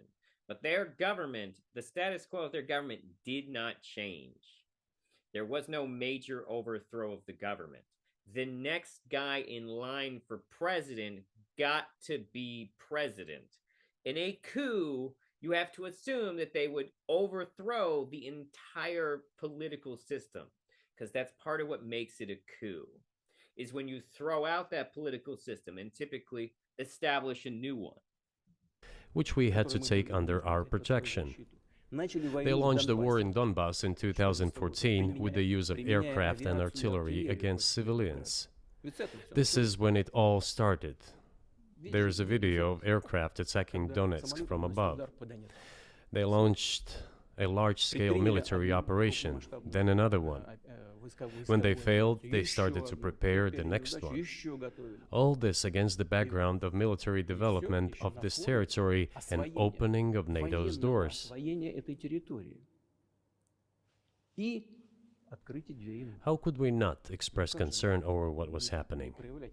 From our side, this would have been a culpable negligence. That's what it would have been. It's just that the US political leadership pushed us to the line we could not cross, because doing so could have ruined Russia itself. Besides, we could not leave our brothers in faith, in fact, a part of Russian people, in the face of this war machine. But that was 8 years before the current conflict started. So what was the trigger for you? What was the moment where you decided you had to do this? Спровоцировал конфликт изначально. Initially, it was the coup in Ukraine that provoked the conflict. By the way, back then the representatives of 3 European countries, Germany, Poland and France, arrived. They were the guarantors of the signed agreement between the government of Yanukovych and the opposition. They signed it as guarantors. Despite that, the opposition committed a coup, and all these countries pretended that they didn't remember that they were guarantors of the peaceful settlement. They just threw it in the stove right away, and nobody recalls that. I don't know if the war in Donbass, or Donbas War, was phase of Russo-Ukrainian war in the Donbas region of Ukraine. The war began the 12th of April 2014 when a 50-man commando unit headed by Russian citizen Igor Girkin seized Slavyansk in Donetsk Oblast. The Ukrainian... I apologize for my terrible American pronunciation of these words. The Ukrainian military launched an operation against them. It continued until it was subsumed by Russian invasion of Ukraine in February. So he's leaving out the separatist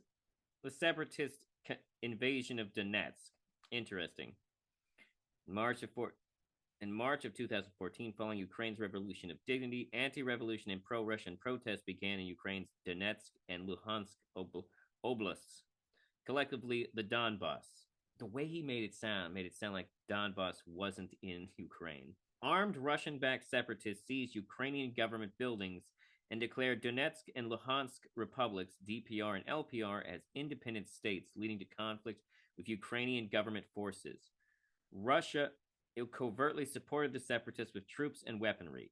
It only admitted sending military specialists, but later acknowledged the separatists as Russian combat veterans. In April of 2014, Ukraine launched counteroffensives and called the Anti-Terrorist Operation, ATO, later named the Joint Forces Operation by late August 2014. Ukraine had retaken most separatist-held territory and nearly regained control of Russian-Ukraine border. In response, Russia covertly sent troops, tanks, and artillery into the Donbass.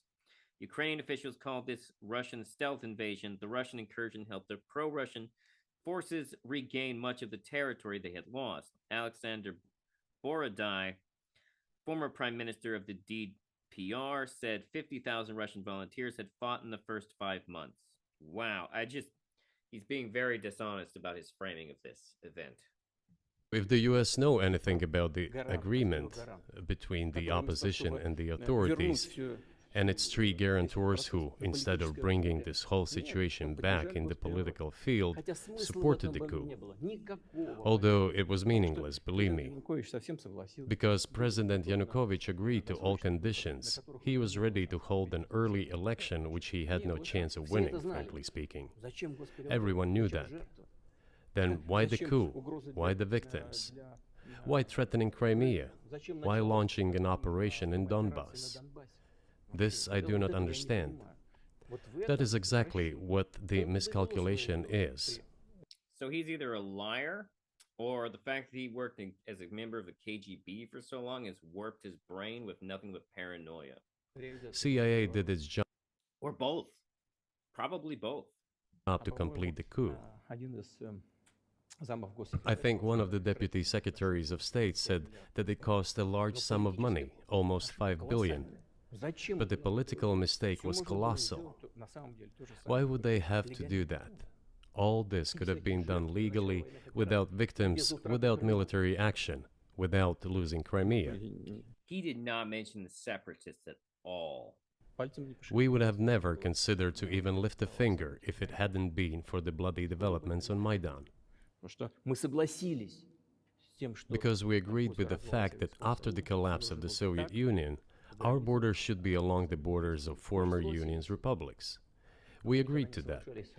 But we never agreed to NATO's expansion, and moreover, we never agreed that Ukraine would be in NATO. But why would Russia need to agree to that? Like, if Ukraine is a sovereign, independent nation with autonomy, what does Russia's opinion or attitude have to do with it? You see the issue here? We did not agree to NATO bases there without any discussion with us. For decades, we kept asking, don't do this. Don't. In fairness, the discussion about NATO base locations, probably something Russia would have, but ultimately, Russia can't dictate what other countries decide to do. They can negotiate about it and complain. Don't do that. And what triggered the latest events? Firstly, the current Ukrainian leadership declared that it would not implement the Minsk agreements, which had been signed, as you know, after the events of 2014. Just so everyone knows, there are people who are way better for this than me. Like if Dylan Burns, YouTuber and Twitch streamer, although I think he's banned on Twitch right now, Dylan Burns has done great work on the Ukraine conflict. And if you want to learn about it, I highly recommend you check out his content on YouTube. If he has a video on this, then shut me off and go listen to him, because he knows way more about this than me. Seen in Minsk, where the plan of peaceful settlement in Donbass was set forth. But no, the current Ukrainian leadership, foreign minister, all other officials, and then president himself said that they don't like anything about the Minsk agreements. Specifically the Minsk agreements, I've looked into this before, and like other people can explain the Minsk agreements better than I could. My understanding, though, is that Russia didn't exactly live up to the Minsk agreements either. But like I said, this is an area where I don't know a whole lot. In other words, they were not going to implement it. There was a reason for that. I don't remember what it is. A year or a year and a half ago, former leaders of Germany and France said openly to the whole world that they indeed signed the Minsk agreements, but they never intended to implement them. They simply led us by the nose. Was there anyone for you to talk to? Did you call a U.S. President, Secretary of State and say, if you keep militarizing Ukraine with NATO forces, this is going to be we're going to act?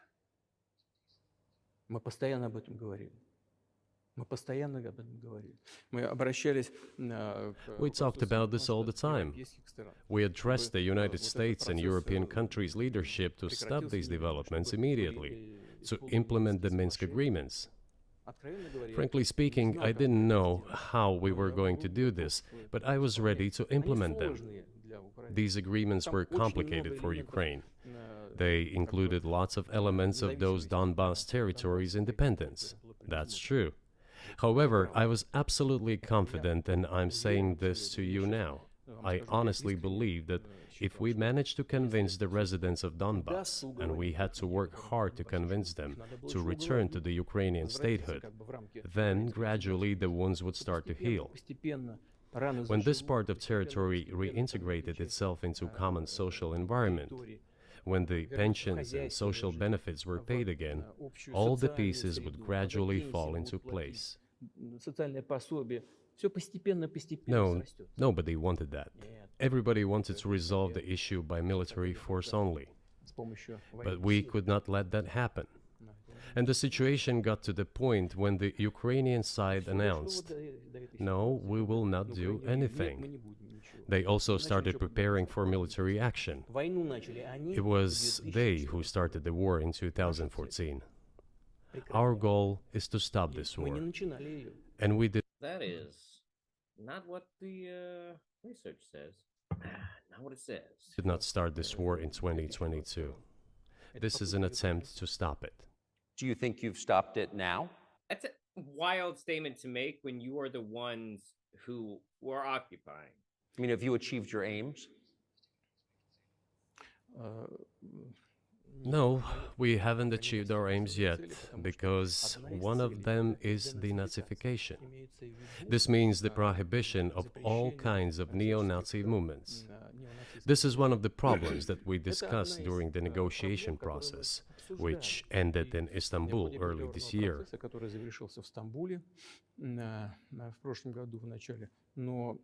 Now, I don't know if he is going to specify, but from the research I've done, from the arguments made by people who support Russia, the thing that I can tell you is that they do not have the same definition of Nazis as the rest of us. In fact, that there are, in fact, a lot of Russians who just consider anti-Russianness to make you a Nazi. I once heard the Yankee Tanky describe what he described as a Nazi, and it was so convoluted, I did not know what the fuck to say to it, because Yankee Tanky is a right-wing communist. That's a thing.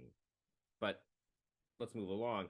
The point is that denazification is a wild demand.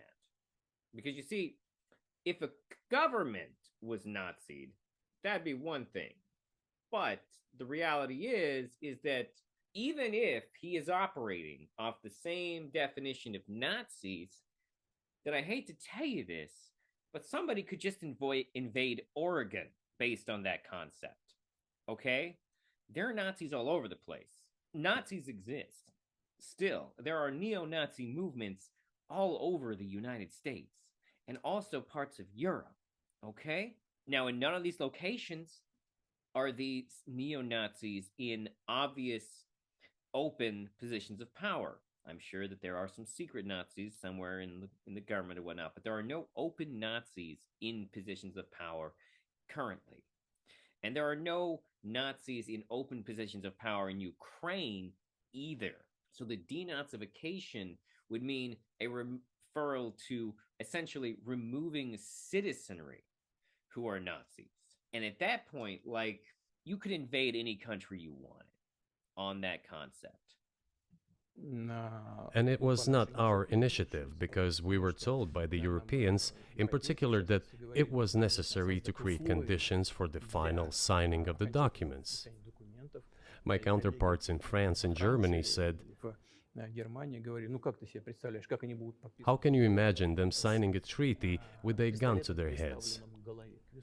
The troops should be pulled back from Kiev. I said, all right. We withdrew the troops from Kiev. As soon as we pulled back our troops from Kiev, our Ukrainian negotiators immediately threw all our agreements reached in Istanbul into the bin. Because they only were looking to accept them because you had a gun to their head. It's in your own sentence, man. And got prepared for a long-standing armed confrontation with the help of the United States and its satellites in Europe. Вот. That is how the situation has developed, and that is how it looks now. Да. But what is, pardon my ignorance, what is denazification? What would that mean? What is, Actually, good question. Damn it. Again, Tucker Carlson actually not being a pile. Like, this is the thing. You put one pile of shit next to a bigger pile of shit, other pile of shit suddenly looks reasonable. Happens all the time. Да, да, вот я как раз хочу сейчас об этом сказать. Это очень важный вопрос. Денацификация. That is what I want to talk about right now. It is a very important issue. Denazification. Искать, как говорят некоторые аналитики. After gaining independence, Ukraine began to search, as some Western analysts say, Как its поставить identity. во главу угла этой идентичности. And it came up with nothing better than to build this identity upon some false heroes who collaborated with Hitler. Которые сотрудничали с Гитлером. Я уже говорил, что I have already said that in the early 19th century, when the theorists of independence So, like, I know who he's talking about. I forget their name. There are specific historical reasons why people in Ukraine like that guy. And it's not always just because he was a Nazi, but also, like, that guy's dead. What are you going to do? Like, there are people there who still like him because of historical elements, and that's not good. But, like, and sovereignty of Ukraine appeared, they assumed that an independent Ukraine should have very good relations with Russia. Но в силу исторического развития But due to the historical development, those territories were part of the Polish-Lithuanian Commonwealth, Poland, where Ukrainians were persecuted and treated quite brutally, as well as were subject to cruel behavior. because they wanted the Polish to acknowledge them as Ukrainian. The Polish were doing the same thing you're doing. идентичность и вели себя очень жестоко, это все осталось в памяти. There were also attempts to destroy their identity. Когда началась Вторая мировая война, часть этой All this remained in the memory of the people.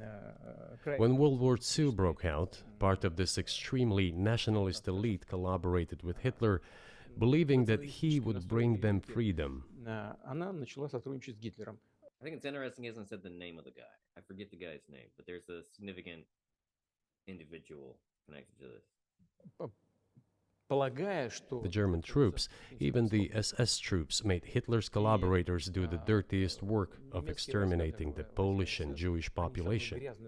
Hence this brutal massacre of the Polish and Jewish population, as well as the Russian population too. It's interesting how, like, groups are as evil as he wants them to be, but then also as victimized as he wants them to be in his narrative. которые с Гитлером сотрудничали. Вот отсюда вот эта жестокая резня. This was led by the persons who are well known: Bandera, Shukevich. There's the name. It was those people who were made national heroes. That is the problem. And we are constantly told that nationalism and neo-Nazism exist in other countries as well.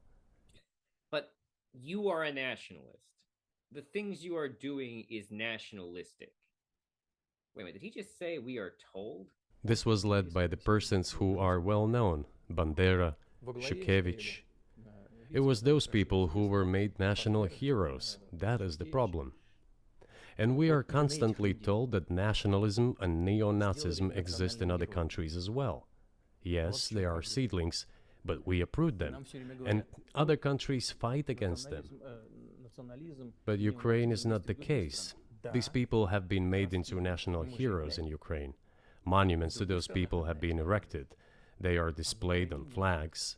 Their names are shouted by crowds that walk with torches, as it was in Nazi Germany. I would want to see some evidence of some of these claims, but I do know that statues to Bandera at least exist. Они на флагах, они их имена кричат. These were people who exterminated Poles, Jews, and Russians. In America, we have statues to Confederate people. It's not a reason for us to go around exterminating Southerners. Это люди, которые уничтожали поляков, евреев и русских. It is necessary to stop this practice and prevent the dissemination of this concept. I say that Ukrainians are part of the one Russian people. They say, no, we are a separate people. Okay, fine. If they consider themselves a separate people, they have the right to do so, but not on the basis of Nazism, the Nazi ideology. Would you be satisfied with the terror? He is tying these things together, even though there is no evidence that these things are tied together. There is no evidence that wanting to be Ukrainian is akin to wanting to be a Nazi. Those are not lines that are inherently there. Territory that you have now. Нет, сейчас закончим. Вы же задали вопрос по неонацизму и денацификации. I will finish answering the question. You just asked a question about neo-Nazism and denazification. Look, the president of Ukraine visited Canada. The story is well known, but being silenced in the Western countries. The Canadian... It's not. I think I know what story he's about to talk about, and it was a huge, embarrassing story. No one suppressed it. Like all the left-wing people I follow fucking humiliated Canada over this. In Parliament introduced a man who, as the Speaker of the Parliament said, Introduced by a right-wing guy, by the way. fought against the Russians during the World War II. Well, who fought against the Russians during the World War II? Hitler and his accomplices. It turned out that this man served in the SS troops. He personally killed Russians, Poles, and Jews.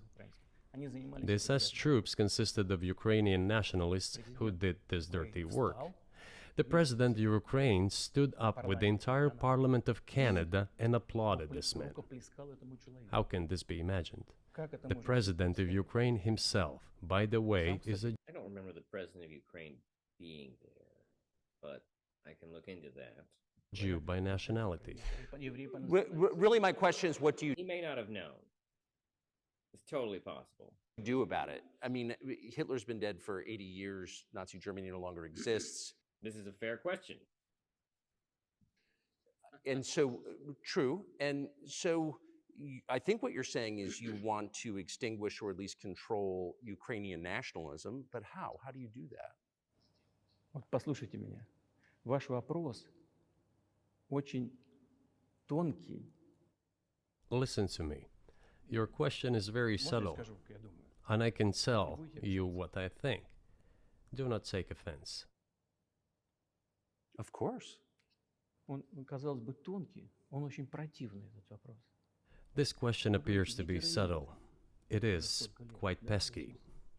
Значит, You say Hitler has been dead for so many years, люди, которые 80 years. уничтожали But his евреев, example русских и lives on. поляков, живы. People who exterminated Jews, Russians, and Poles are alive. Сегодняшней Украины And the аплодирует president, the ему в current канадском president of парламенте, today's Ukraine, аплодирует applauds him стоя. in the Canadian parliament. An optic loss, but that still doesn't inherently make him a Nazi. Like, a lot of people were confused, surprised, and embarrassed by this event. Gives a standing ovation. Can we say that we have completely Essentially, he's using this optically against Ukraine. That's what's happening. uprooted this ideology if what we see is happening today? That is what denazification is in our understanding. We have to get rid of those people who maintain this concept and support this practice and try to preserve it. That is what denazification is. That is what we mean. Like, I doubt Zelensky would support anti-Semitism. I mean, I guess there are self-hating Jews in the world, but still. Right. My question was a little more specific. It was, of course, not a defense of Nazis, neo or otherwise. It was a practical question. You don't control the entire country. You don't control Kiev. You don't seem like you want to. So how do you eliminate a culture or an ideology or feelings or a view of history in a country that you don't control? What do you do about that? А вы знаете, как вам не покажется странным, в ходе переговоров в Стамбуле You know, as strange as it may seem to you, during the negotiations in Istanbul, we did agree that we have it all in writing. Neo-Nazism would not be cultivated in Ukraine, including that it would be prohibited at the legislative level. Mr. Carlson, we agreed on that. This, it turns out, can be done during the negotiation process. Здесь нет And there's ничего. nothing Yeah, but at the end of the day, like the problem is that you're suppressing a form of free speech, and that's a lot harder to do than you think it is. humiliating for Ukraine as a modern civilized state. Is any state allowed to promote Nazism? It is not, is it? That is it. Ведь нет, правда? Вот и всё. There are certainly people who do, but they can't use the words Nazism. Like that's the thing, is that like people will keep on being Nazis, they just won't use the word Nazi. Do you understand what I'm saying? This is not, of course you understand what I'm saying. It's a simple concept.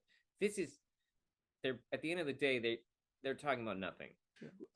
Will there be talks, and why haven't there been talks about resolving the conflict in Ukraine, peace talks? Они были, они дошли до очень высокой стадии согласования позиций, сложно. They have been. They reached a very high stage of coordination of positions in a complex process, but still they were almost finalized.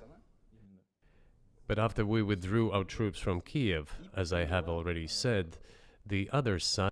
I think he means now. I think Tucker Carlson means now. If you're talking about when you withdrew your troops from Kiev, that was last time. He means this time. I threw away all these agreements and obeyed the instructions of Western countries, European countries, and the United States to fight Russia to the bitter end. Moreover, the president of Ukraine has legislated a ban on negotiating with Russia. He signed a decree forbidding everyone to negotiate with Russia. But how are we going to negotiate if he forbade himself and everyone to do this? We know that he is putting forward some ideas about this settlement, but in order to agree on something, we need to have a dialogue. Is that not right? Well, but you wouldn't be speaking to the Ukrainian president, you'd be speaking to the American president. When was the last time you spoke to Joe Biden? I cannot remember when I talked to him. I do not remember. We can look it up. You don't remember? No. Why? Do I have to remember everything? I have my own things to do. We have domestic political affairs. Well, he's funding the war that you're fighting, so I would think that would be memorable. Ну да, он финансирует. Well, yes, he funds, but I talked to him before the special military operation, of course. And I said to him then, by the way, I will not go into details, I never do, but I said to him then, I believe that you are making a huge mistake of historic proportions. Because if I don't go into details, it's hard to catch me when I'm massaging the truth. By supporting everything that is happening there, in Ukraine, by pushing Russia away. I told him repeatedly, by the way. I think that would be correct if I stop here. What did he say? Ask him, please. It is easier for you. You are a citizen of the United States. Go and ask him. It is not appropriate for me to comment on our conversation. But you haven't spoken to him since before February of 2022. Нет, мы не разговаривали. Но No, we haven't spoken. Be who you need to talk Certain contacts are being maintained, though. Speaking of which, мое предложение. do you remember what I told you about my proposal to work together on a missile defense system? Yes. Да. Вот можно спросить у всех. Они же You can все ask all of them. здоровы. All of them are safe and sound, thank God. The former president, Condoleezza, is safe and sound, and I think Mr. Gates and the current There's supposed to be a comma in there. Does it sound like he called Condoleezza Rice the president? director of the intelligence agency, Mr. Burns, the then ambassador to Russia, in my opinion, are very Yes. successful ambassador. Они все свидетели этих разговоров. They were all witnesses to these conversations. То же самое, Ask them. если вам интересно, что ответил. Same here. If you are interested in what Mr. President Biden responded to me, ask him. At any rate, I talked to him about it. I'm definitely interested, but from the outside, it seems like this could devolve or evolve into something that brings the entire world into conflict and could initiate a nuclear launch. And so why don't you just call Biden and say, let's work this out? А чего решать? Все очень... What's there to work out? It's very simple. I repeat, Есть контакты по линии там различных. we have contacts through various agencies. Я вам скажу, что мы говорим на эту тему. I will tell you what we are saying on this matter and what we are conveying to the US leadership. Боевые. If you really want to stop fighting, you need to stop supplying weapons. It will be over within a few weeks. That's But like, that just sounds like you're saying, "Hey, if you stop helping them, we'll crush them."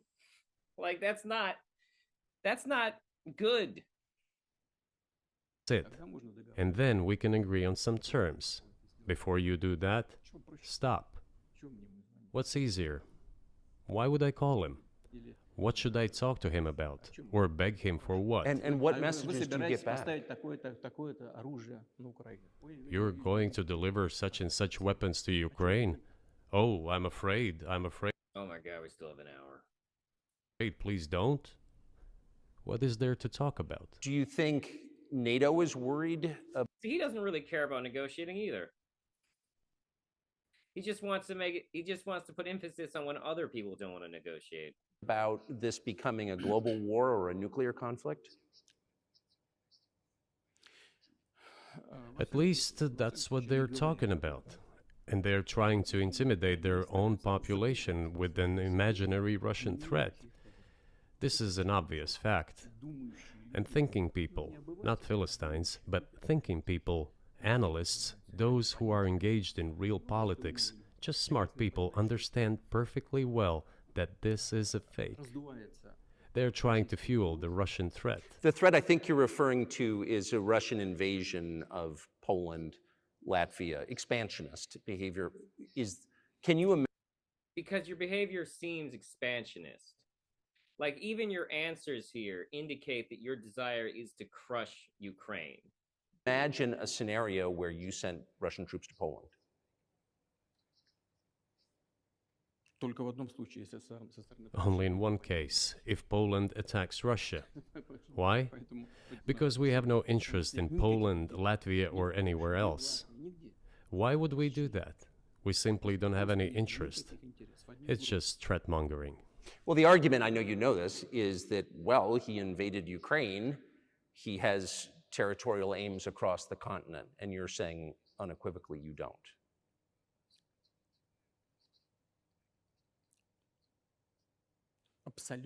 Это абсолютно исключено. It is absolutely out of the Не надо question. быть никаким аналитиком. You have to think about it though.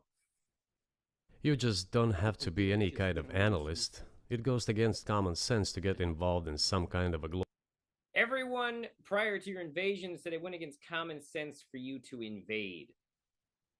global war. Глобальная война поставить на грань. And a global war will bring all humanity to the brink of destruction. It's obvious.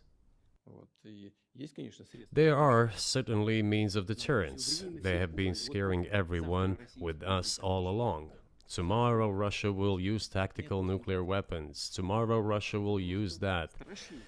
You just told us how advanced and how ahead of everyone you are with your nuclear weapons. You're not helping, man. No, the day after tomorrow. So what? Выбить из налогоплательщиков In order to США extort additional money from US taxpayers and European taxpayers in the confrontation with Russia in the Ukrainian theater of war. как можно. The goal is to weaken Russia as much as possible. One of What will weaken Russia is a prolonged, meaningless war with Ukraine that it never should have started.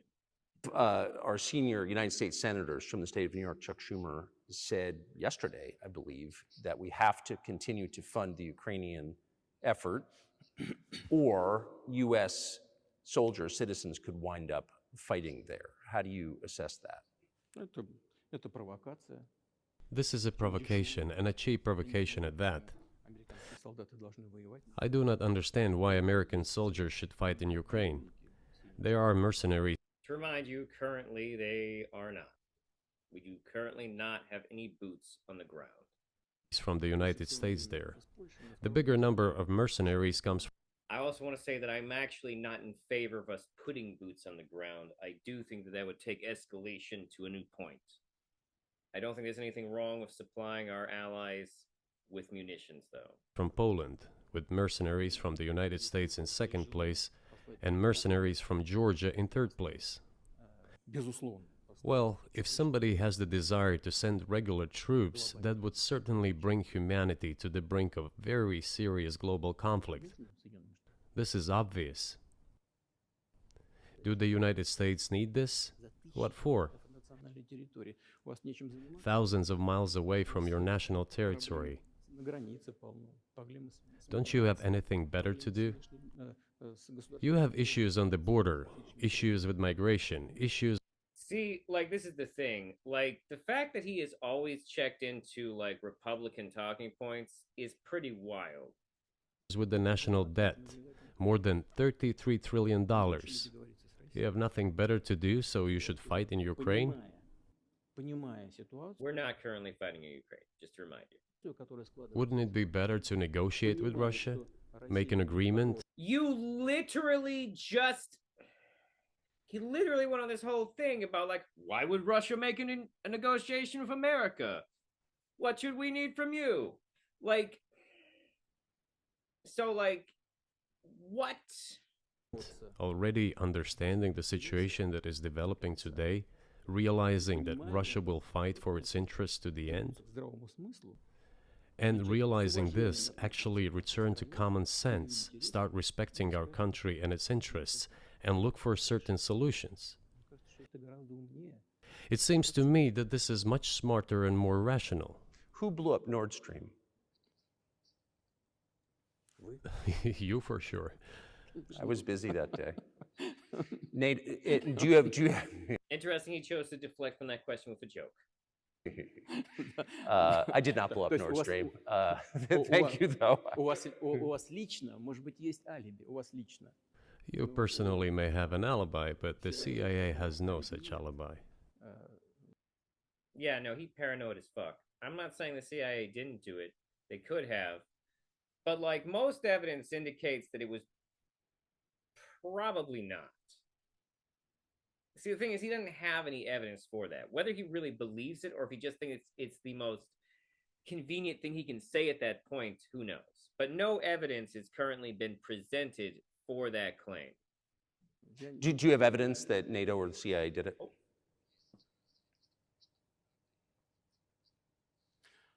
Вы знаете, я не You know, I won't get into details, but people always say in such cases, look for someone who is interested. Not an answer. He does not. He does not. But in this case, we should not only look for someone who is interested, but also for someone who has capabilities. Because there may be many people interested, but not all of them are capable of sinking to the bottom of the Baltic Sea and carrying out this explosion. These two components should be connected. Who is interested and who is capable of doing it? But I'm confused. I mean, that's the biggest act of industrial terrorism ever, and it's the largest emission of CO2 in history. Okay, so if you had evidence, and presumably given your security services, your intel services, you would, that NATO, the US, CIA, the West did this, why wouldn't you present it and win a propaganda victory?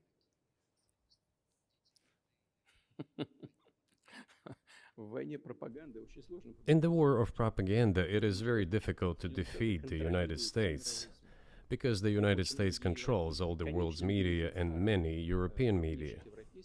The ultimate beneficiary of the biggest Did he just America question us?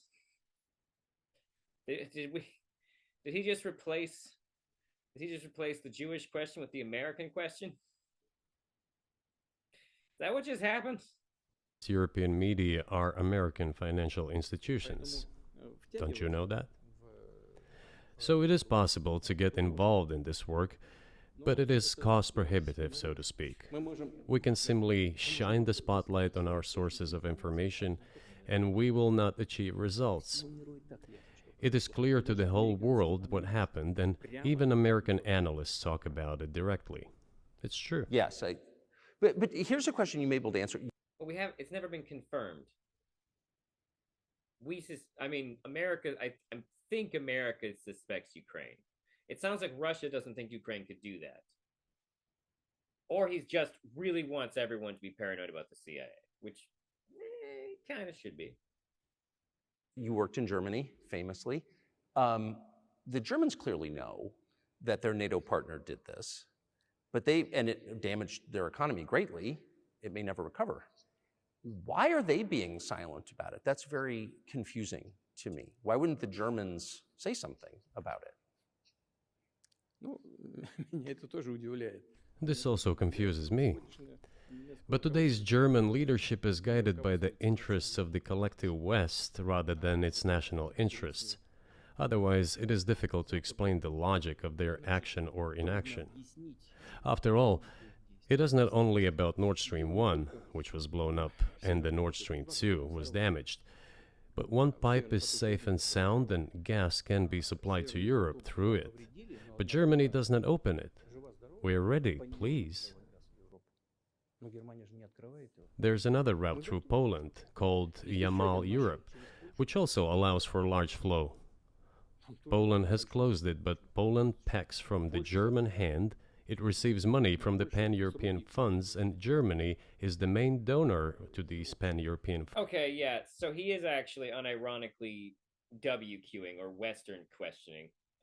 Basically, the West controls the world, they're out to get us, this is a conspiracy, that's what he's saying. Funds. Germany feeds Poland to a certain extent, and they close their route to Germany. Why? I don't understand. Ukraine, to which the Germans supply weapons and give money. Germany is the second sponsor of the United States in terms of financial aid to Ukraine. There are two gas routes through Ukraine. They simply closed one route, the Ukrainians. Open the second route and please get gas from Russia. They do not open it. Why don't the Germans say, look guys, we give you money and weapons, open up the valve, please, let the gas from Russia pass through for us.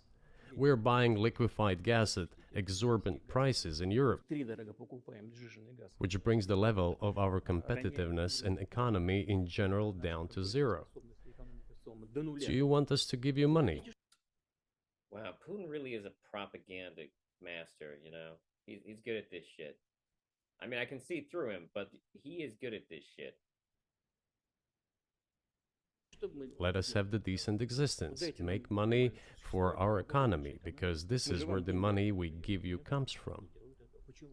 They refuse to do so. Why? Ask them. That is what is like in their heads. Those are highly incompetent people.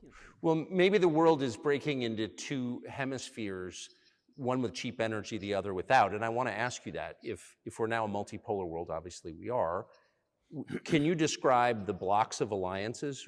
Who is in each side, do you think? Listen, you have said that the world is breaking into two hemispheres. A human brain is divided into two hemispheres. One is responsible for one type of activities, the other one is more about creativity and so on. But it is still one and the same head. The world should be a single whole. Security should be shared rather than meant for the golden billion. That is the only scenario where the world could be stable, sustainable, and predictable. Until then, while the head is split in two parts, it is an illness, a serious adverse condition. It is a period of severe disease that the world is going through now. But I think that, thanks to honest journalism, this work is akin to work of the doctors. This could somehow be remedied. Well, let's just give one example, the US dollar, which has kind of united the world in a lot of ways, maybe not to your advantage, but certainly to ours. Is that going away as the reserve currency, the universally accepted currency? How have sanctions, do you think, changed the dollar's place in the world?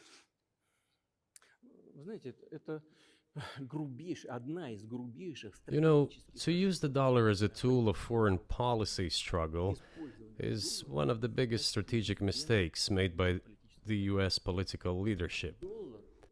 Это основа основ могущества США. The dollar is the cornerstone of the United States power. I think everyone understands very well that no matter how many dollars are printed, they are quickly dispersed all over the world. По-моему, 3%, примерно 3-4, что ли. Вот, приемлемо для США абсолютно. Inflation in the United States is minimal. It's about 3 or 3.4%, which is, I think, totally acceptable for the US. But they won't stop printing. What does the debt? Oh my god. It's so fucking long. It's so long.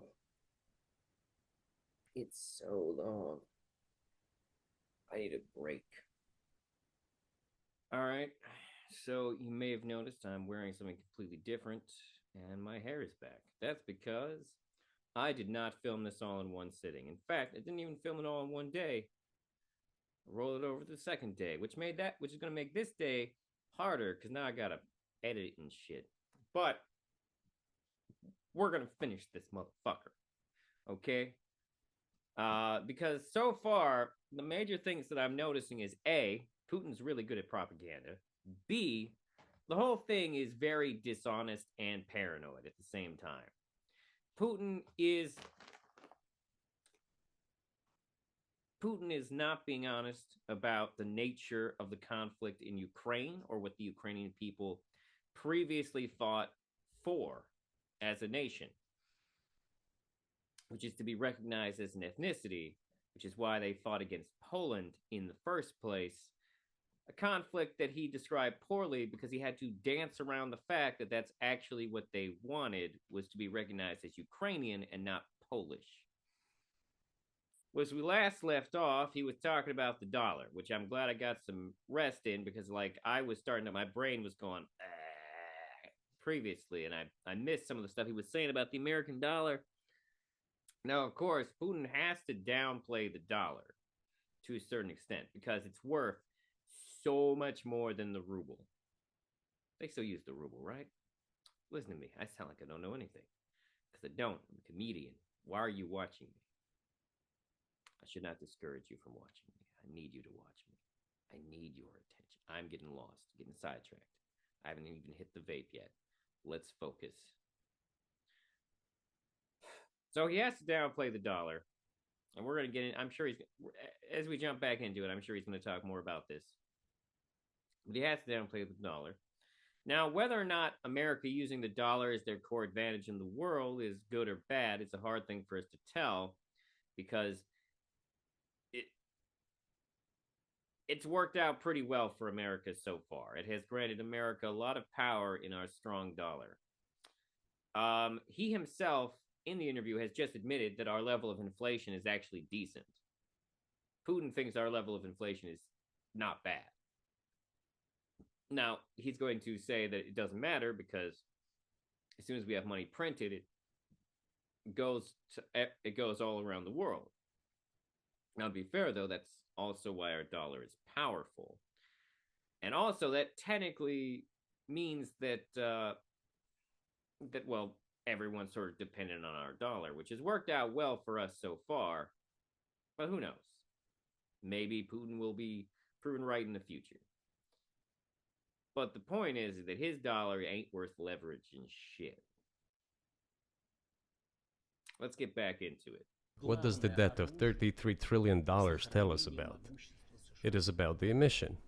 Как только политическое руководство приняло решение использовать доллар в качестве инструмента политической борьбы. Nevertheless, it is the main weapon used by the United States to preserve its power across the world. As soon as the political leadership decided to use the US dollar as a tool of political struggle, a blow was dealt to this American power. I would not like to use any strong language, but it is a stupid thing to do and a grave mistake. Сокращаются запасы доллара сейчас. Все смотрят на то, что происходит, и начинают искать возможности. Look at what is going on in the world. Even the United States allies are now downsizing their dollar reserves. Seeing this, everyone starts looking for ways to protect themselves.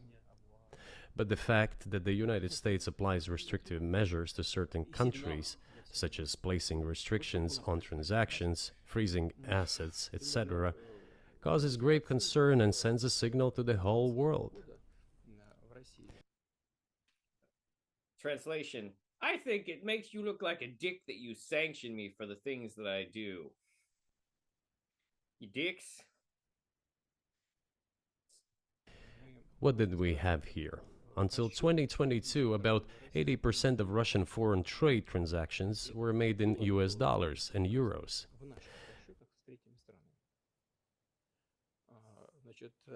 US dollars accounted for approximately 50% of our transactions with third countries, while currently it is down to 13%. It wasn't us who banned the use of the US dollar.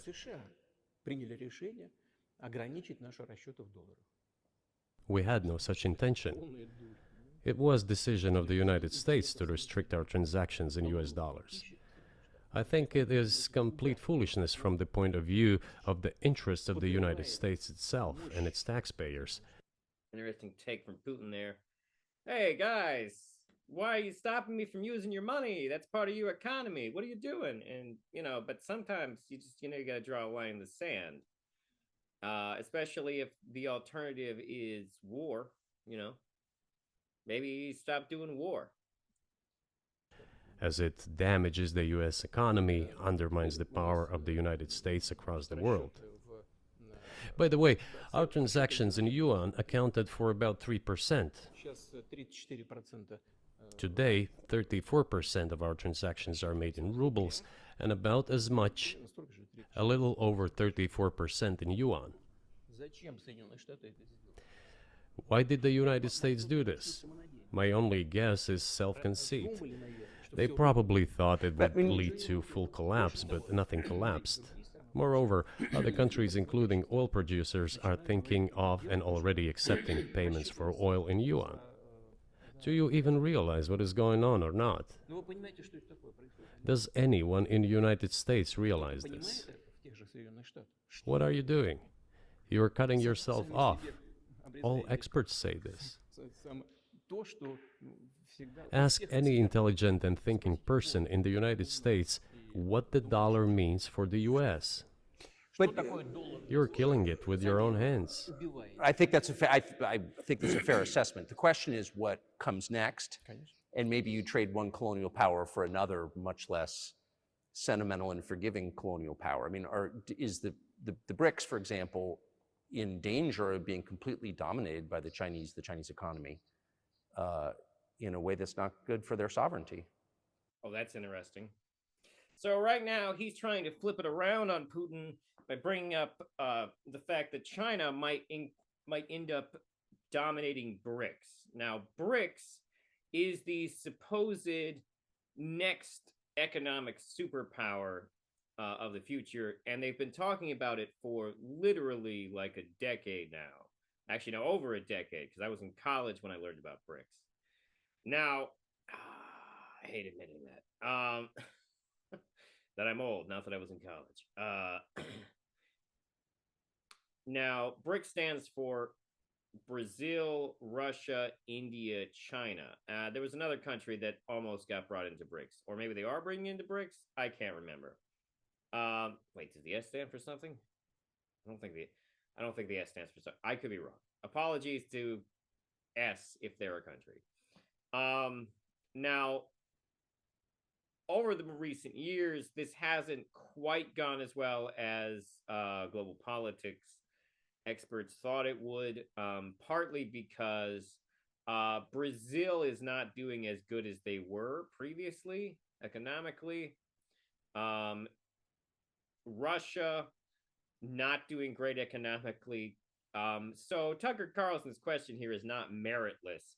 China is the most powerful of the countries in BRICS.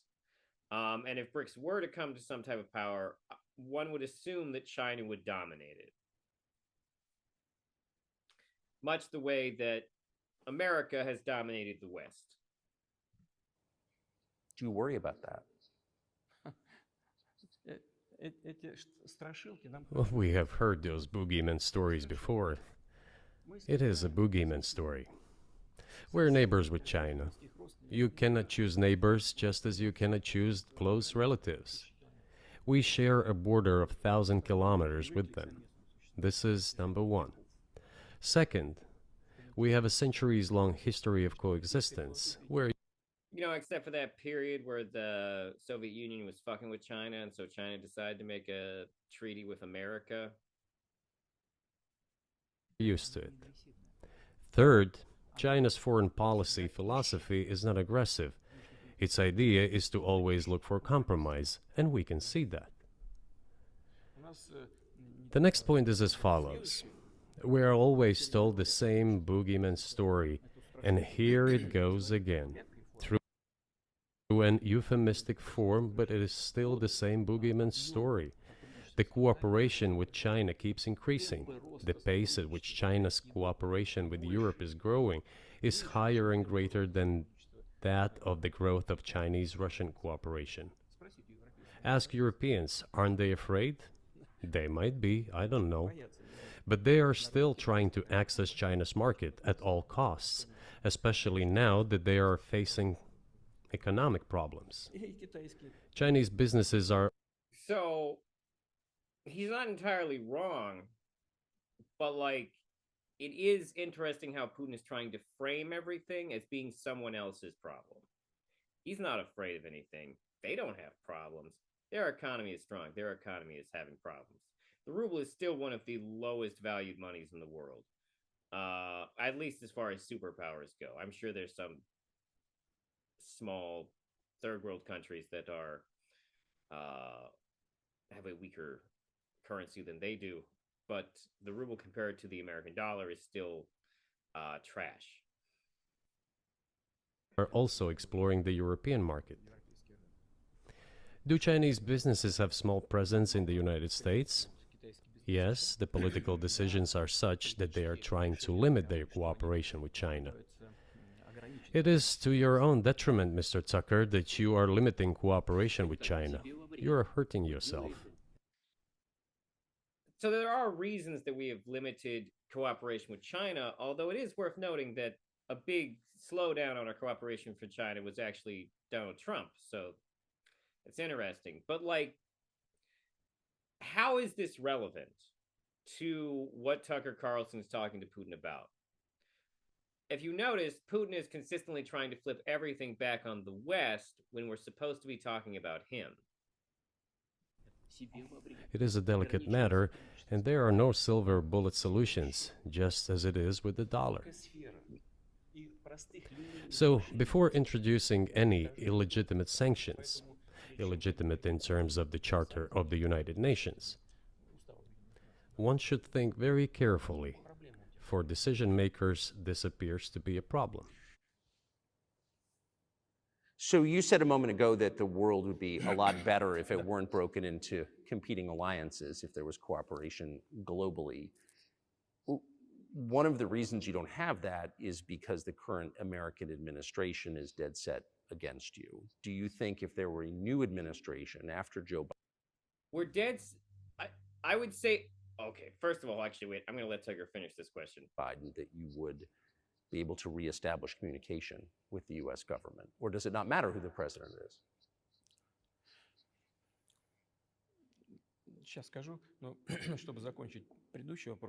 I will tell you, but let me finish the previous thought. Okay, well, in that case, I'm going to break into Tucker Carlson's question there a minute. It's an interesting question because, of course, Tucker Carlson also, his major goal is to undermine Biden, because that's what Tucker Carlson really likes to do, is undermine Biden.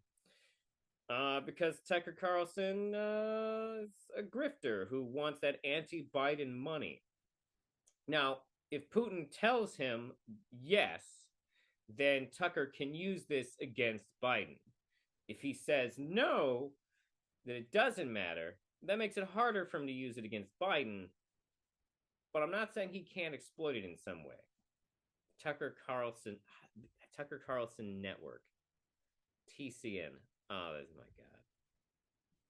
We, together with my colleague and friend, President Xi Jinping. It's amazing that someone can get caught lying to their audience as hard as Tucker Carlson got caught lying to his audience and still have an audience to support him. It's fucking wild. Set a goal to reach $200 billion of mutual trade with China this year. We have exceeded this level. According to our figures, our bilateral trade with China totals already $230 billion, and the Chinese statistics says it is $240 billion.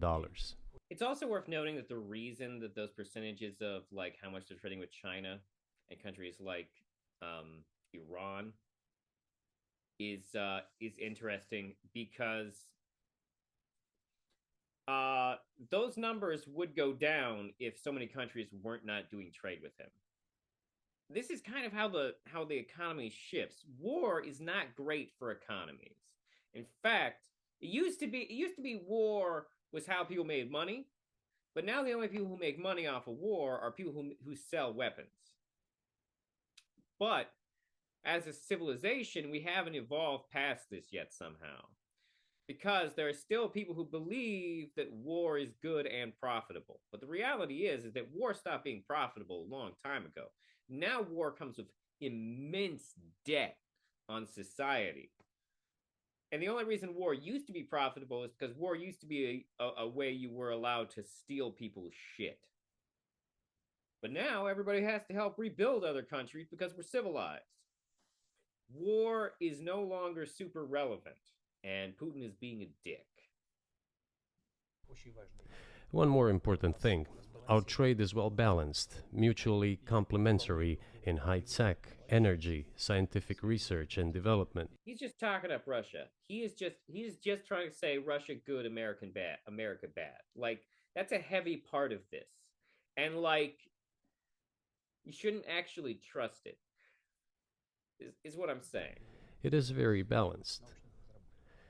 As for BRICS, where Russia took over the presidency this year, the BRICS countries are, That's interesting. by and large, developing very rapidly. Look, if memory serves me right, back in 1992, the share of the G7 countries in the world economy amounted to 47%, whereas in I am not qualified to talk on a lot of this. In fact, I mean, arguably, I have no qualifications. I'm a comedian who just likes to get on the internet and be as lacklusterly funny as possible. I'm just so dry. I am dry like a cracker. I'm not using the word cracker as a derogatory term here, by the way. I'm just saying, I'm a saltine, y'all. I actually wouldn't call myself a cracker because, as a derogatory term, there are implications that come along with it beyond just being white, just so everybody knows. I only know that because I've talked to black people about it. Old black guy once told me I should never call someone a cracker, which was interesting. And that was how I found out it meant more than just white. 2022, it was down to, I think, a little over 30%. The BRICS countries accounted for only 16% in 1992, but now their share is greater than that of the G7. It has nothing to do with the events in Ukraine. This is due to the trends of global development and world economy, as I mentioned just now.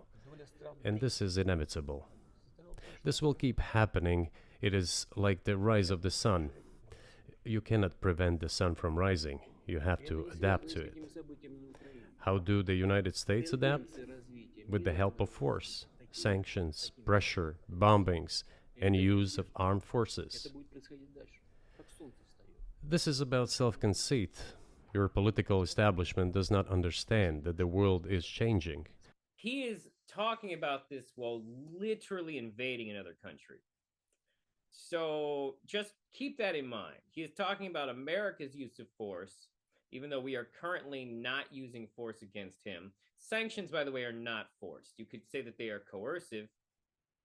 You could say that about sanctions, but a sanction by definition is not force because force implies that we are using some level of actual tactical violence. We are also not technically using force. We are sending weapons and aid to Ukraine. Now, is Ukraine using force? Yes, but Ukraine is using defensive force because no matter how convoluted of an explanation he has tried to give for why they're doing it, they are still the invaders. He is literally making the argument that, like, America shouldn't stop trading with Russia. Now, he wouldn't be making that argument if he didn't want our money. If he didn't think that we would be somehow beneficial to him to still have that trade. Well, at the same time, he himself wants to prevent Ukraine from trading with the European Union. Because he wants to prevent them from being part of that. Because he wants Ukraine to be part of them. Under objective circumstances. And in order to preserve your level, even if someone aspires, pardon me, to the level of dominance, you have to make the right decisions in a competent and timely manner. Such brutal actions, including with regard to Russia and, say, other countries, are counterproductive. He is referring to sanctions and the stoppage of trade as brutal while he sends drones and missiles into another country's territory, killing civilians. This is an obvious fact. It has already become evident. You just asked me if another leader comes and changes something. It is not about the leader. It is not about the personality of a particular person. I had a very good relationship with, say, Bush. I know that in the United States, he was portrayed as some kind of a country boy who does not understand much. I assure you that this is not... To be fair, George W. Bush was not a country boy. George W. Bush is from, like, the Bush family, who are...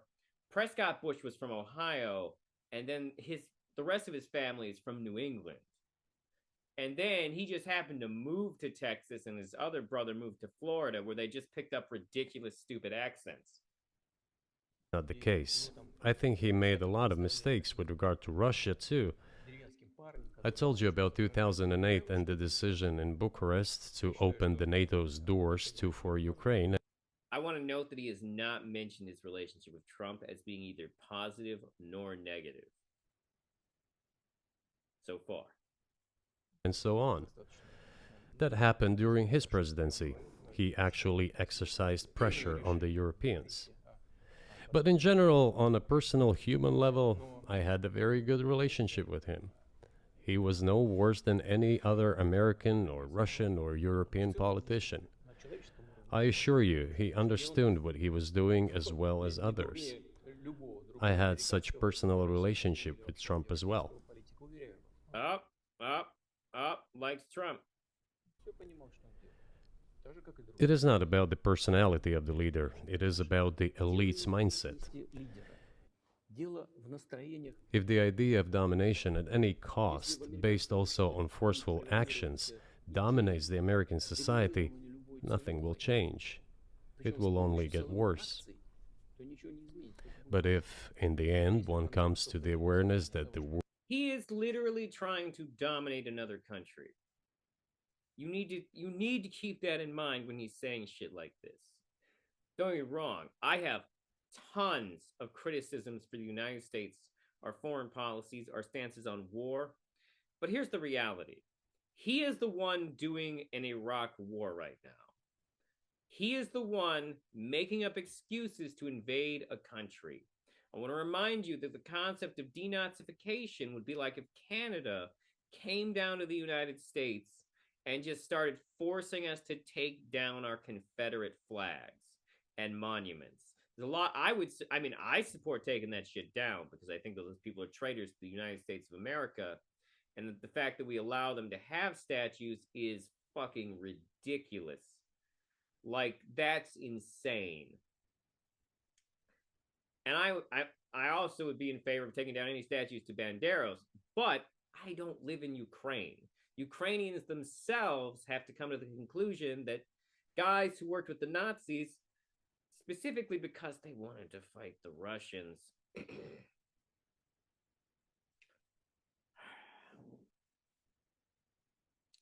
Not good people, but it is not my job to tell Ukraine they can't do that.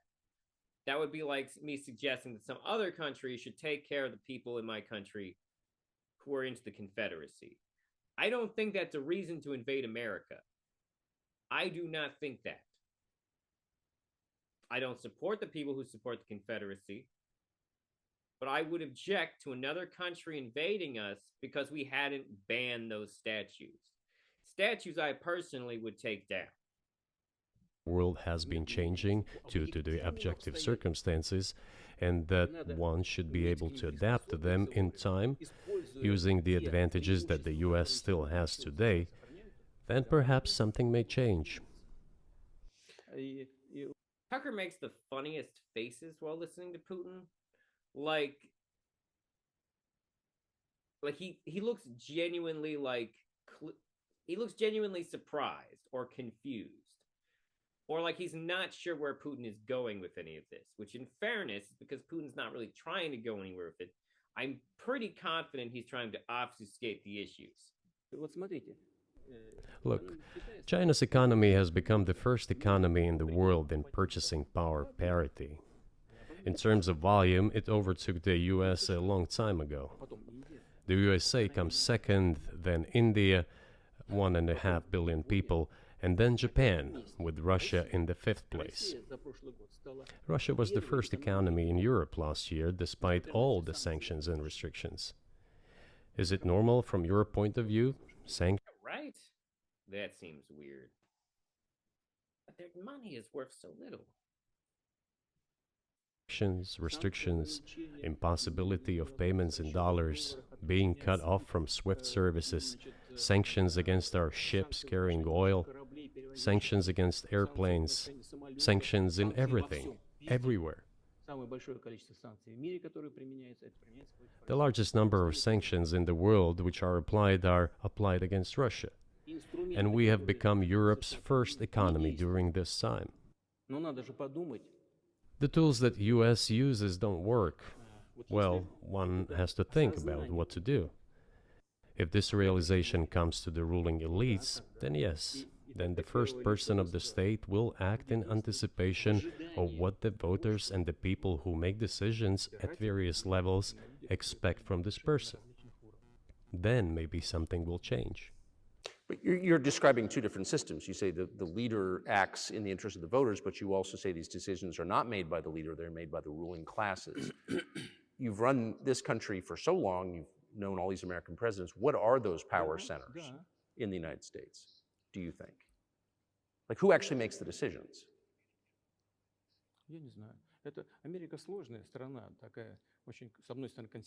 I don't know. America is a complex country, conservative on one hand, rapidly changing on the other. It's not easy for us to sort it all out. Who makes decisions in the elections?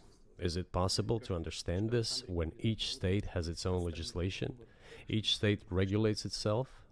Someone can be excluded from elections at the state level. It is a two-stage electoral system. It is very difficult for us to understand it. Certainly, there are two parties that are dominant, the Republicans and the Democrats. And within this party system, the centers that make decisions, that prepare decisions. Then, look, why, in my opinion... Okay, I don't know where he got his numbers, but Russia, according to the financial experts at admittedly an American company, Yahoo, who notes they did not include Turkey in Europe as it is a relatively small area in Europe compared to Asia, actually listed Russia as 12th, not number 1 in 2023. A GDP per capita of $35,000. General GDP was $5 trillion, which I will admit is a lot of money. Now, Romania, as far as GDP, beat them with $41,000 per capita, but made overall less, So, I mean, that's what per capita means. It's per person. You know that. You know that. Number 10 was Poland with 45,000. Now, if I'm okay looking at these numbers, he might be talking about whole numbers, but it looks like per capita they didn't do as well as other countries. Number 10 is Poland. Number 9 is Spain. Italy. Number 8, United Kingdoms, is number 7. Number 6 is France. Belgium, number 5. Germany, number 4. Netherlands is number 3. Switzerland is number 2. What? Ireland was number 1. Didn't see that coming. But Ireland's GDP per capita is actually a wild 137,000. Now, that is per capita. In terms of whole numbers,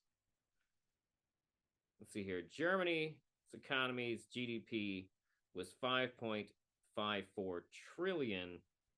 But Russia's, okay, no, actually in whole numbers, Germany still wins. Russia was a little behind them. So he's actually wrong. He's wrong about the size of his economy, which is hilarious because he's the fucking president of this country. Now, to be fair, in terms of whole numbers, in terms of whole GDP, his country would have been ranked second. Still would have been behind Germany in terms of whole GDP. Now, in GDP per capita, he is in 12th, with a number of other countries beating him out. And after the collapse of the Soviet Union, such an erroneous, crude, completely We noted that both he and I are referencing numbers from last year, not this year, which just started. unjustified policy of pressure was pursued against Russia. After all, this is a policy of pressure. NATO expansion, Yes, that's how politics works. How does Putin think America should deal with his behavior? Like, how would Putin deal with someone else's behavior that was equivalent to this? support for the separatists in Caucasus, creation of a missile defense system. These are all elements of pressure. Pressure. No.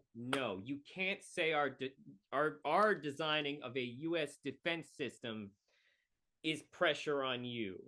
That's not how that works. We are entitled to have a missile defense system to protect us from nuclear annihilation.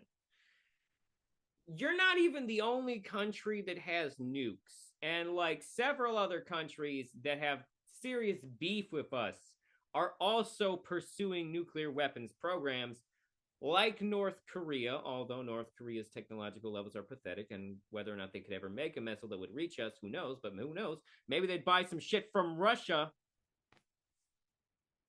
We have reasons to have a nuclear missile defense system besides you. You are not the only nuclear power in the world besides us. It's not just the two of us.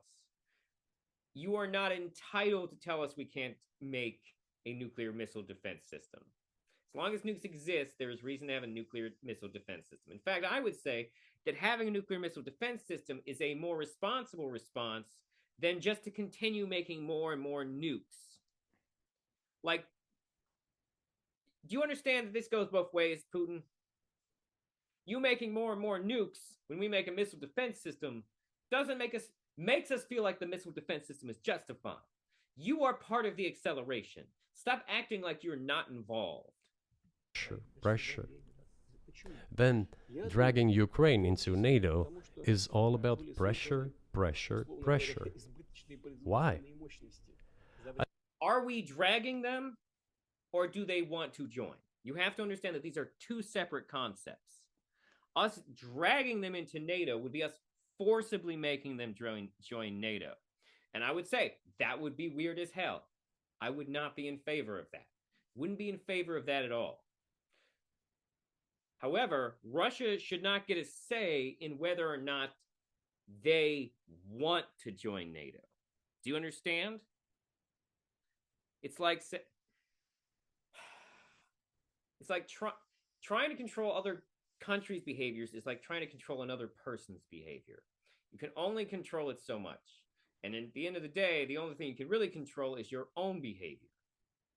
I think, among other things, because excessive production capacities were created. During the confrontation with the Soviet Union, there were many centers created and specialists on the Soviet Union who could not do anything else. They convinced the political leadership that it is necessary to continue chiseling Russia, to try to break it up, to create on this territory several quasi-state entities, and to subdue them in a divided form, to use their combined potential for the future struggle with China. This is a mistake, including the excessive potential of those who worked for the confrontation with the Soviet Union. It is necessary. Going back to this again, like, it seems like he just really resents the idea that these countries were given their autonomy. He hasn't really said much about the other countries that were given their autonomy. But it seems like this is a thing he takes serious issue with Lenin's doing. Necessary to get rid of this. There should be new, fresh forces, people who look into the future and understand what is happening in the world. Look at how Indonesia is developing. 600 million people. Where can we get away from that? Nowhere. We just have to assume that Indonesia will enter. It is already in the club of the world's leading economies, no matter who likes it or dislikes it. Yes, we understand and are aware that in the United States, despite all the economic problems, the situation is still normal, with the economy growing decently. The GDP is growing by 2.5%, if I'm not mistaken. But if we want to ensure the future, then we need to change our approach to what is changing.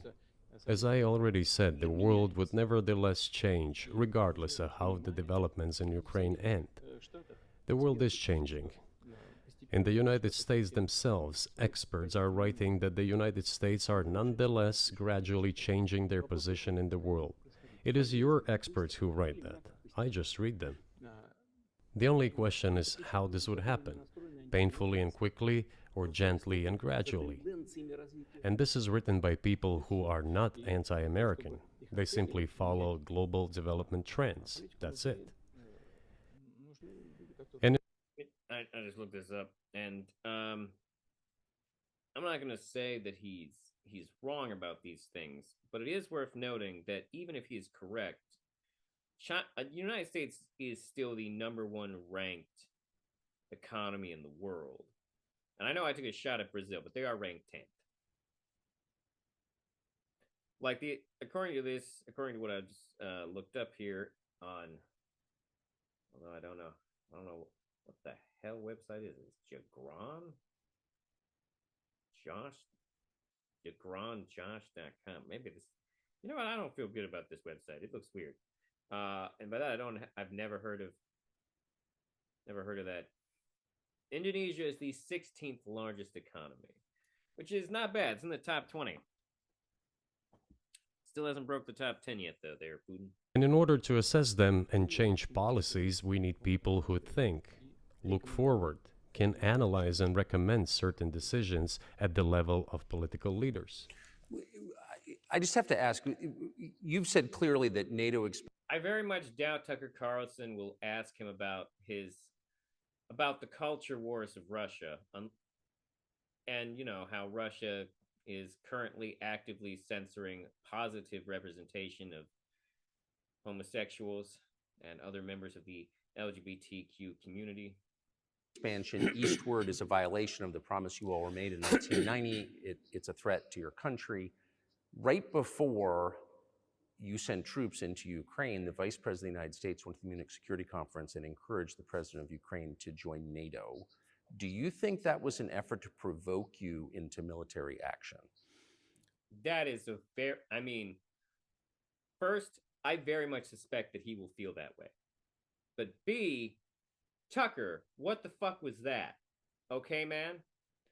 That question lines up perfectly with Russian propaganda and also his paranoid worldview. So I assume he'll say yes. Let's see if he surprises me. Мы просто, я еще раз повторяю, мы многократно предлагали I искать repeat once again, we have repeatedly proposed to seek a solution to the problems that arose in Ukraine after 20. I actually do think letting Russia into NATO makes a certain amount of sense. I will say that. That being said, Russia has made themselves a serious problem on the Security Council because they basically oppose any time that other governments want to intervene in what seems like questionable violence inside of countries. Russia's put their foot down on that stuff, and it's why the UN Security Council barely does anything at all. 2014 coup d'etat through peaceful means. But no one listened to us. And moreover, the Ukrainian leaders who were under the complete US control suddenly. There's no evidence for that. There is zero evidence for the concept that Ukrainian leaders are under complete US control. Once again, he is just AQing it, America questioning it, or Western questioning it. It's a big conspiracy. America has all the power and yet is also falling and making huge mistakes. Declared that they would not comply with the Minsk agreements. They disliked everything there and continued military activity in that territory. шло освоение этой территории натовскими военными структурами под видом различных центров. And in parallel, that territory was being exploited by NATO military structures under the guise of various personnel training and retraining centers. They essentially began to create bases there. That's all. Ukraine announced that the. Now, in fairness, that should be measurable. We should be able to measure. Now, I don't have this data, and I don't know if Putin has this data, and I don't know how honest he's being about this data. But there should be some pretty clear indicators in the differences between a training center and an actual base. I'm just throwing that out there. I don't know the situation with the bases / training centers. I don't trust Putin's narrative, but I will say that there should be some type of measurable differences between those facilities.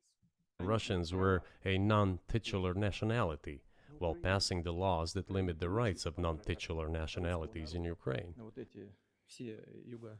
Ukraine, having received all these southeastern territories as a gift from the Russian people, suddenly announced that the Russians were a non-titular nationality in that territory.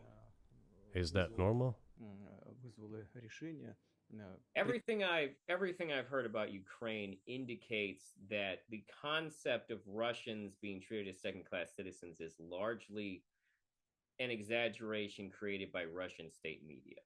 I've found no real evidence for this.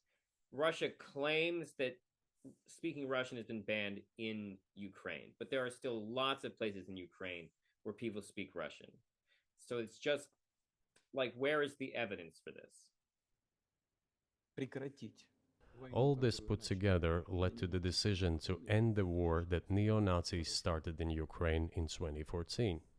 Neo-Nazis did not start a war in Ukraine in 2014.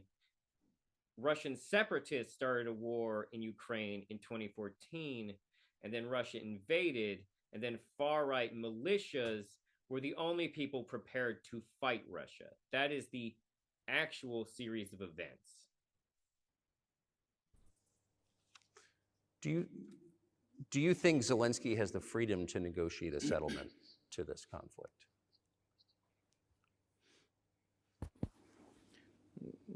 I don't know the details. Of course, it's difficult. What? Why wouldn't he? Why wouldn't he? Oh, right, because they need to subtly suggest that he's controlled by the West. Never mind the fact that there's no real evidence for this. It's all just a lot of posturing. And let me be clear.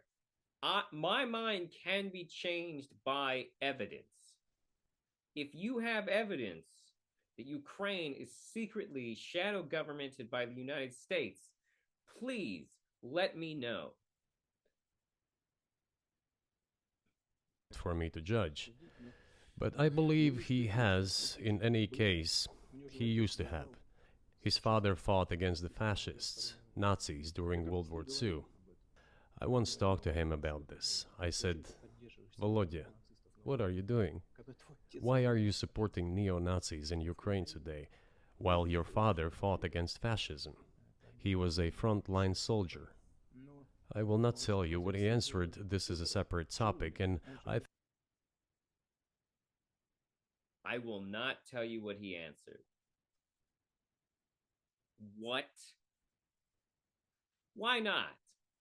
There are so many things that he sets up and just leaves in the viewer's mind, and it's like, but I cannot tell you what happened. I don't know what that voice was. I can do better Russian than that. But he just... I think it's incorrect for me to do so. But as to the freedom of choice, why not? He came to power on the expectations of Ukrainian people that he would lead Ukraine to peace. He talked about this. It was thanks to this that he won the elections overwhelmingly. But then, when he came to power, in my opinion, he realized two things. Firstly, it is better not to clash with neo-Nazis and nationalists, because they are aggressive and very active. You can expect anything from them. And secondly, the US-led West supports them and will always support those who antagonize with Russia. It is So there's a lot going on there. First of all, bad faith. Second of all, the fact that Zelensky is not currently engaged in peace is your fault. So a thing a lot of people overlook is that wars only end when the invaders decide that the war has ended. That's the only way that war ends, is that invaders choose to be pacifists and choose to stop invading. We can believe in pacifism all day, all night, but if our enemies don't, it means nothing. Because a world where it is unevenly decided on pacifism is a world where those who do not believe in pacifism are just biding their time to crush the pacifists. The only person who can truly stop the war in Ukraine is Putin. Why? Because Putin is invading. What else would end this conflict besides Putin deciding that it's over? The reality is that it's either over when he gives up or gets what he wants. Jesus said to turn the other cheek, but he also said it was okay to own a sword in case bandits tried to rob you on the highway. Is beneficial and safe. So he took the relevant position despite promising his people to end the war in Ukraine. He deceived his voters. But do you think it... Not deceive his voters, you invaded his fucking country. It's hard to be a peacetime president when you're being fucking invaded. It's not how things work. At this point, as of February 2024, he has the latitude, the freedom to speak with you or your government directly about putting an end to this, which clearly isn't helping his country. Putin is like the abusive husband who's saying, "Why are you making me hit you?" That's what he's doing. Or the world. Can he do that, do you think? Ну, а почему нет? Он же Why считается not? главой государства. He considers himself head of state. He won the elections. Although we believe in Russia that the coup d'etat is the primary source of power for everything that happened after 2014. And It wasn't a coup d'etat. It wasn't a coup d'etat because the government was fundamentally unchanged. But I said that earlier. He's going to keep coming back to these talking points that he's invented, because that's where these talking points come from. Unless Russia wants to release the evidence they have that prove these claims they make all the time, I'm just going to have to assume they're making it up, because it's a lie that is in their state's interest. He needs the war to look as justified as possible because that's a major function in war in this modern era. Well, actually, technically, we're in the digital era, but that's besides the point. The point is that with our contemporary lens, he needs the war to seem justified. The same way that America needed the invasion of Iraq to seem justified. What does this have to do in common with the war in Iraq? Well, their invasions based on bullshit. Just stuff we made up. And in this sense, even today, government is flawed. But he considers himself the president, and he is recognized by the United States, all of Europe, and practically... Because he was elected. He did not come to power through that coup. And which also, once again, not a coup. The rest of the world in such a capacity. Why not? He can. We negotiated with Ukraine in Istanbul. We agreed. He was aware of this. Moreover, the negotiation group leader, Mr. Arahamiya is his last name, I believe still heads the faction of the ruling party, the party of the president in the Rada. He still heads the presidential faction in the Rada, the country's parliament. He still sits there. He even put his preliminary signature on the document I am telling you about. But then he publicly stated to the whole world, we were ready to sign this document, but Mr. Johnson, then the Prime Minister of Great Britain, came and dissuaded us from doing this, saying it was better to fight Russia. They would give everything. I'm not going to defend Boris Johnson. I don't know if what he just described, what he just said happened, but I want to remind everyone that Boris Johnson is not from America, and Boris Johnson's politics are closer to Trump's than they are to Biden's. Needed for us to return what was lost during the clashes with Russia, and we agreed with this proposal. Look, his statement has been published. He said it publicly.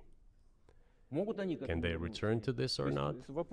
The question is, do they want it or not? Further on, President of Ukraine issued a decree prohibiting negotiations with us. Let him cancel that decree, and that's it. We have never refused negotiations, indeed. We hear all the time, is Russia ready? Yes, we have not refused. It was them who publicly refused. Well, let him cancel his decree and enter into negotiations. We have never refused. And the fact that they obeyed the demand or persuasion of Mr. Johnson, the former Prime Minister of Great Britain, seems ridiculous and very sad to me. Because, as Mr. Arahamiya put it, we could have stopped those hostilities with war a year and a half ago already. I will say, yeah, just the same. I don't agree with Boris Johnson. If they did this, I don't agree with Boris Johnson necessarily doing that. However, also, the implication he's trying to make here is that Boris Johnson somehow controlled Zelensky. However, technically speaking, even if this did occur, then all we really have is that he talked to Zelensky and Zelensky changed his mind based on what Boris Johnson said. That did not necessarily inherently mean control. It does imply influence, but all human beings are under some level of that kind of influence all the time. Would it be fair for us to say that someone talks to Putin and then suddenly Putin changes his mind, that Putin is under their control? Now, Putin seems like an asshole, so he might not change his mind about anything. Common trait among assholes. But the British persuaded us and we refused this. Where is Mr. Johnson now? And the war continues. That's a good question. Where do you think he is, and why did he do that?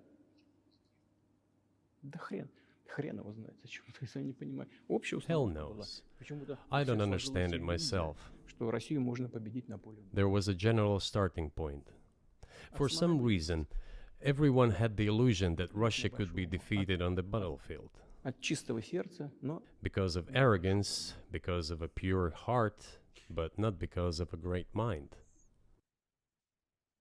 I mean, Russia isn't a quagmire when it comes to actually on the battlefield. So this tells you how much he is about putting forward a strong face in spite of the realities of his own situation. Because he's a strongman leader. So he has to. A strongman leader can never truly be honest with his people. Because sometimes that honesty will belay some type of weakness. And the reality is that all human beings have weaknesses.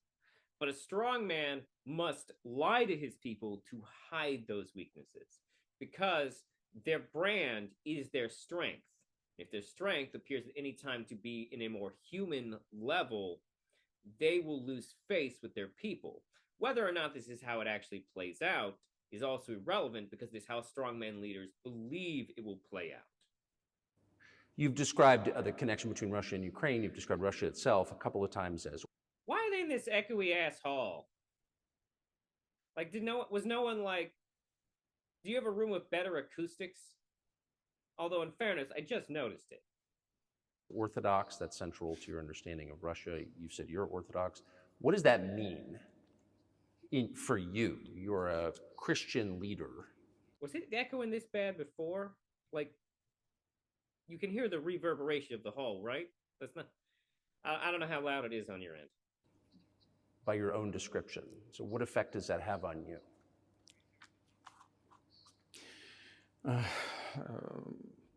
You know, as I already mentioned, in 988, Prince Vladimir himself was baptized following the example of his grandmother, Princess Olga. He just went back to a century that only had 3 digits. And then he baptized his squad, and then, gradually, over the course of several years, he baptized all the Rus. It was a lengthy process, from pagans to Christians. It took many years. But in the end, this orthodoxy, Eastern Christianity, deeply rooted itself in the consciousness of the Russian people. When Russia expanded and absorbed other nations who profess Islam, Buddhism, and Judaism, Russia has always been very loyal to those people who profess other religions.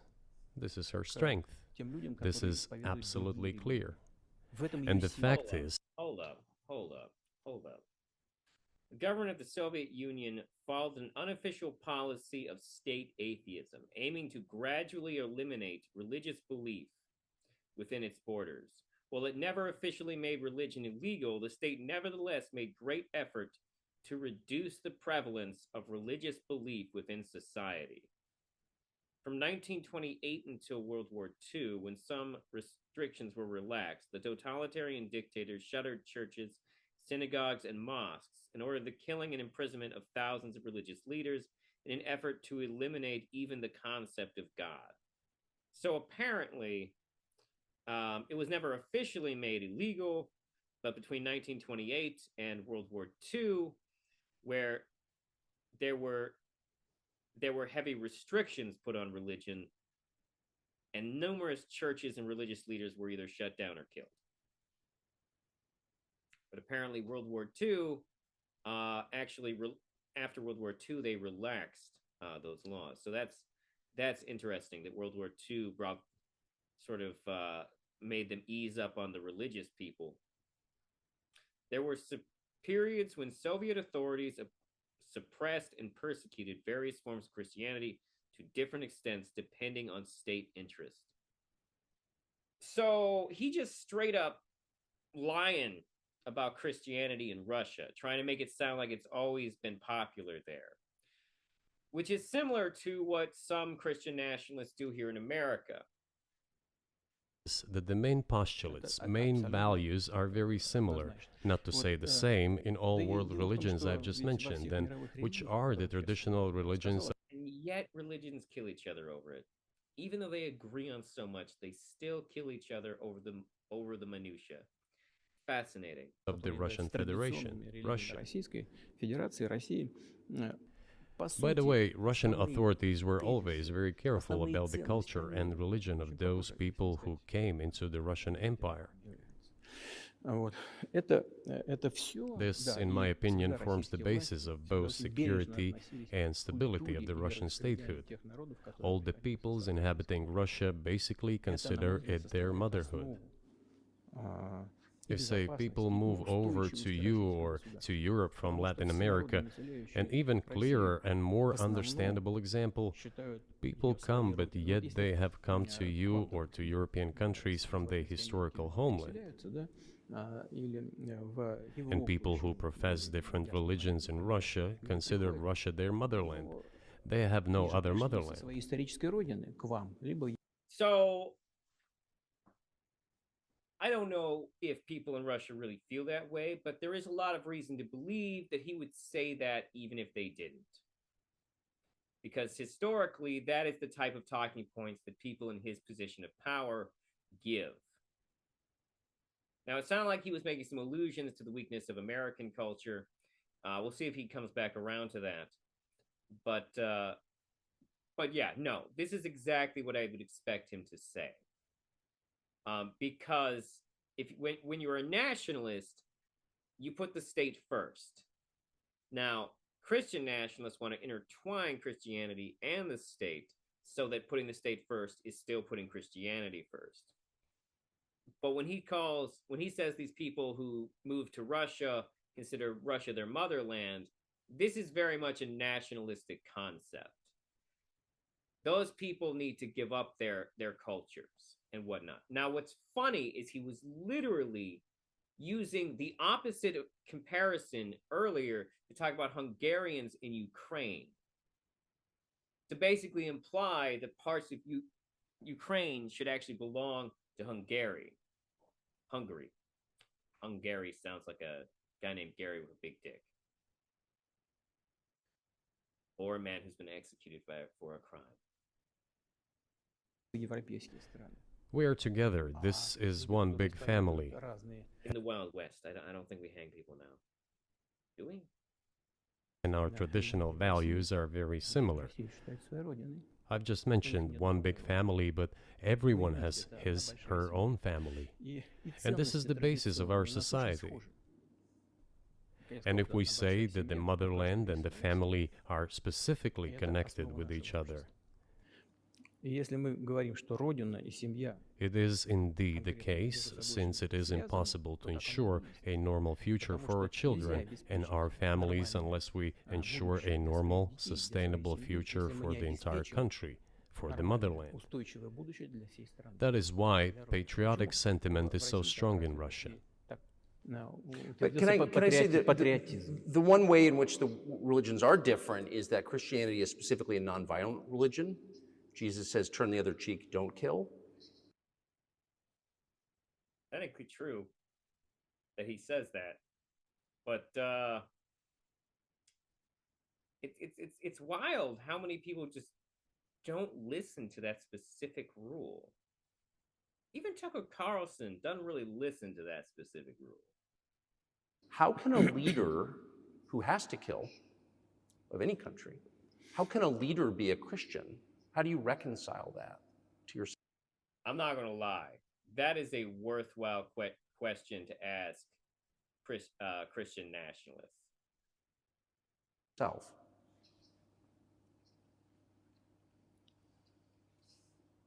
Очень легко. Если речь идет о защите себя и своей семьи. It is very easy when it comes to protecting oneself and one's family, one's homeland. We won't attack anyone. С госпереворота. И с начала боевых действий на Донецке. When did the development? You already did. You already did. He is. Who is invading whose country right now, bro? Even if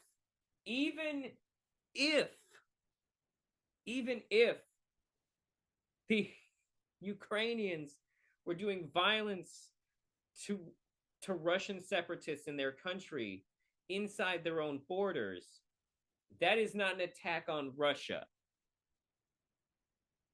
And there are plenty of countries in the world that do not get international intervention, even from neighbors, when that shit happens. So it is not a justification for you to invade their country. I mean, to be fair, if that shit's going on, we should get the UN to investigate any type of genocidal or violence towards other ethnic groups in a country. Although, to be fair, Russia themselves has stopped the UN from investigating those types of things at numerous points in the past. So, let the hypocrisy reign. Developments Ukraine start. На Донбассе. Вот с чего. И мы Since the coup защищаем d'etat and the свободу hostilities in сейчас. Donbass,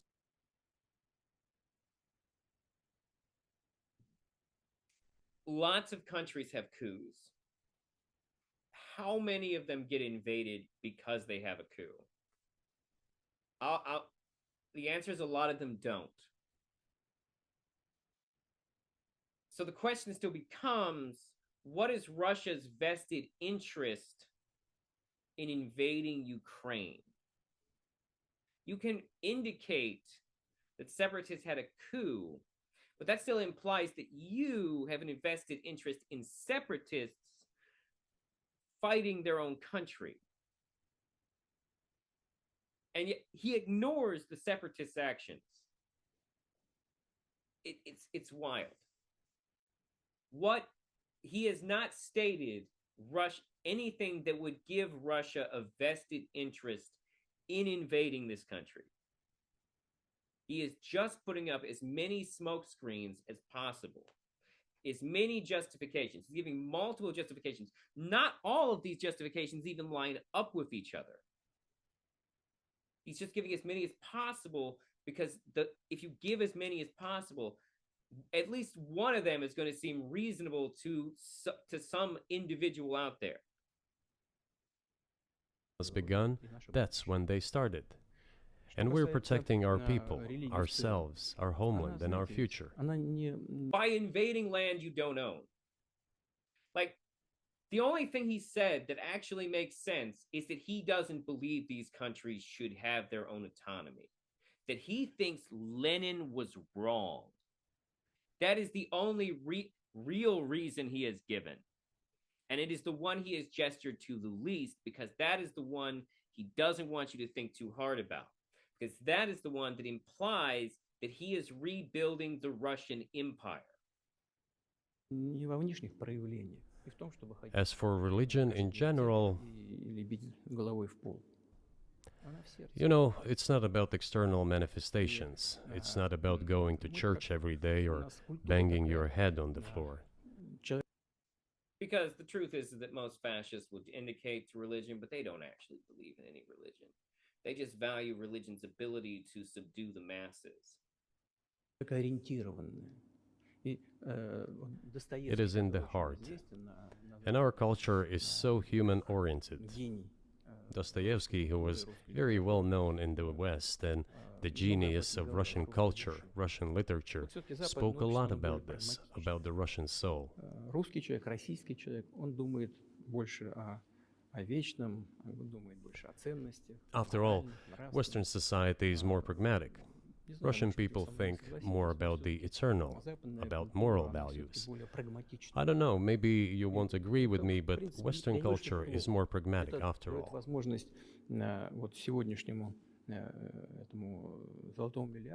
I'm not saying Bring this constant gesture back to Christianity, which is exceptionally fascinating considering the history of Russia. Like, he is deliberately skipping over the periods where the state was heavily oppressive towards religion. It's clear they never officially made it illegal, but they would still oppress Christians and Muslims and Jews inside of the Soviet Union. Stalin killed off a bunch of Jewish doctors, which ironically was one of the reasons he died, because they couldn't get a qualified doctor to him in time. Now, to be fair, his guards also left him on the floor for hours because they were afraid to enter the room without his consent. Yeah, having people afraid of you isn't always good for you. But let's move along. Saying this is bad. It makes it possible for today's golden billion to achieve good success in production, even in science and so on. выглядим одинаково, но сознание There's nothing wrong with that. I'm just saying that we kind of look the same, but our Well, so, minds so are do you built a see little the different. supernatural at work as you look out across what's happening in the world now? Do you see God at work? Do you ever think to This could get interesting. yourself, these are forces that are not human? Да нет, я, честно говоря, так не думаю. Я думаю о том, что No, to be honest, I мировое don't think so. сообщество I mean, it's a little disappointing. It's a little disappointing of an answer, but like, let's see how he justifies it. Still not entirely surprised though. развивается вот по своим внутренним My opinion is that the development of the world community is in accordance with the inherent laws, and those laws are what they are. Так было всегда в истории человечества. Oh yeah, no, he doesn't actually believe in God.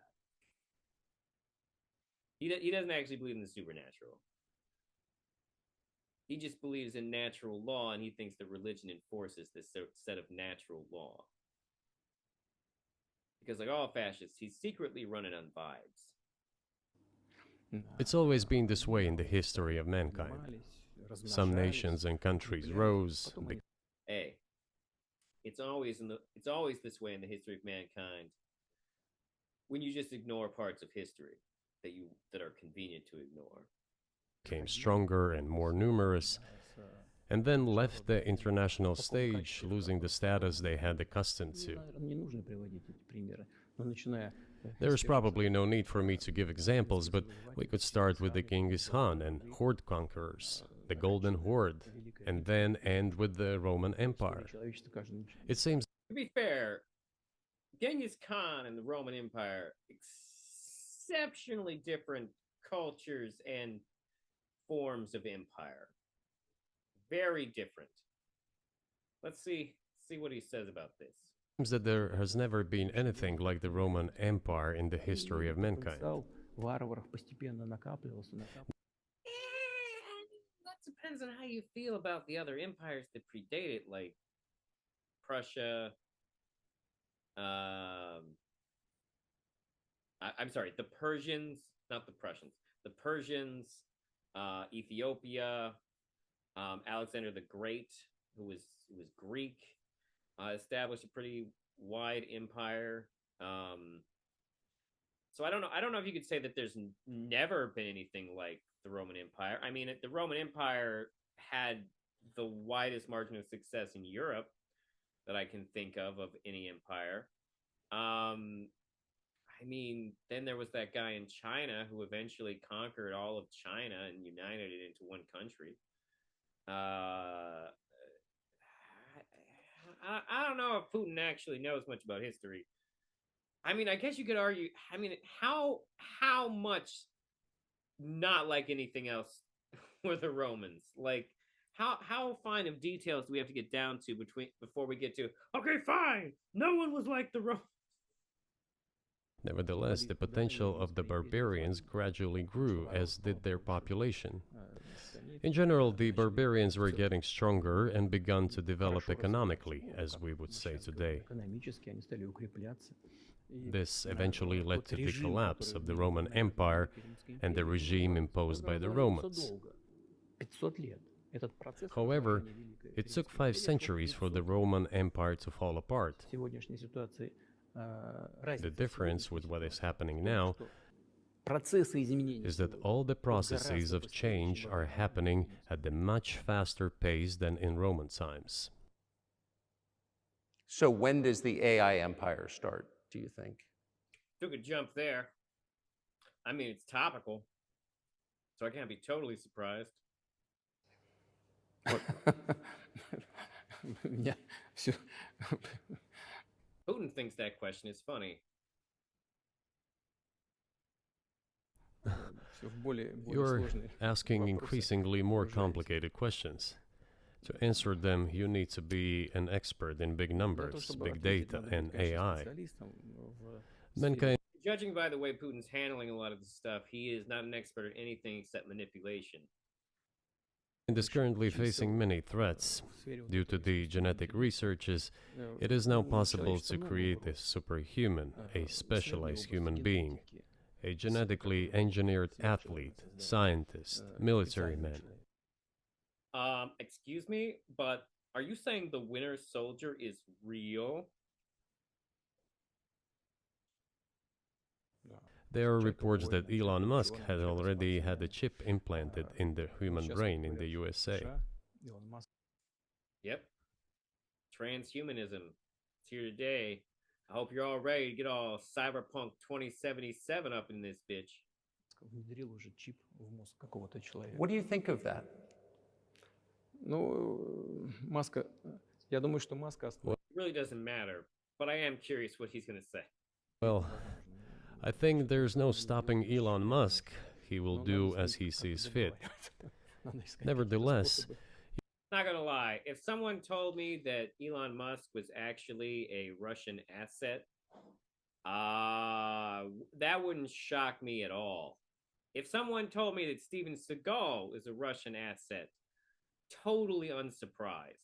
Steven Seagal is friends with this guy. Steven Seagal is friends with Putin. I'm pretty sure Steven Seagal currently lives in Russia, and I wouldn't be surprised if that was related to that one time that supposedly a sex slave escaped Steven Seagal's house. I've heard that supposedly that happened. I don't know if it's real or something from the Inquirer, but it sounds like the thing that Steven Seagal would do. Steven Seagal, he's a weird fucking guy. And also, if you've ever heard Steven Seagal talk about politics, he got pretty bad politics. you need to find some common ground with him, search for ways to persuade him. I think he's a smart person, I truly believe he is.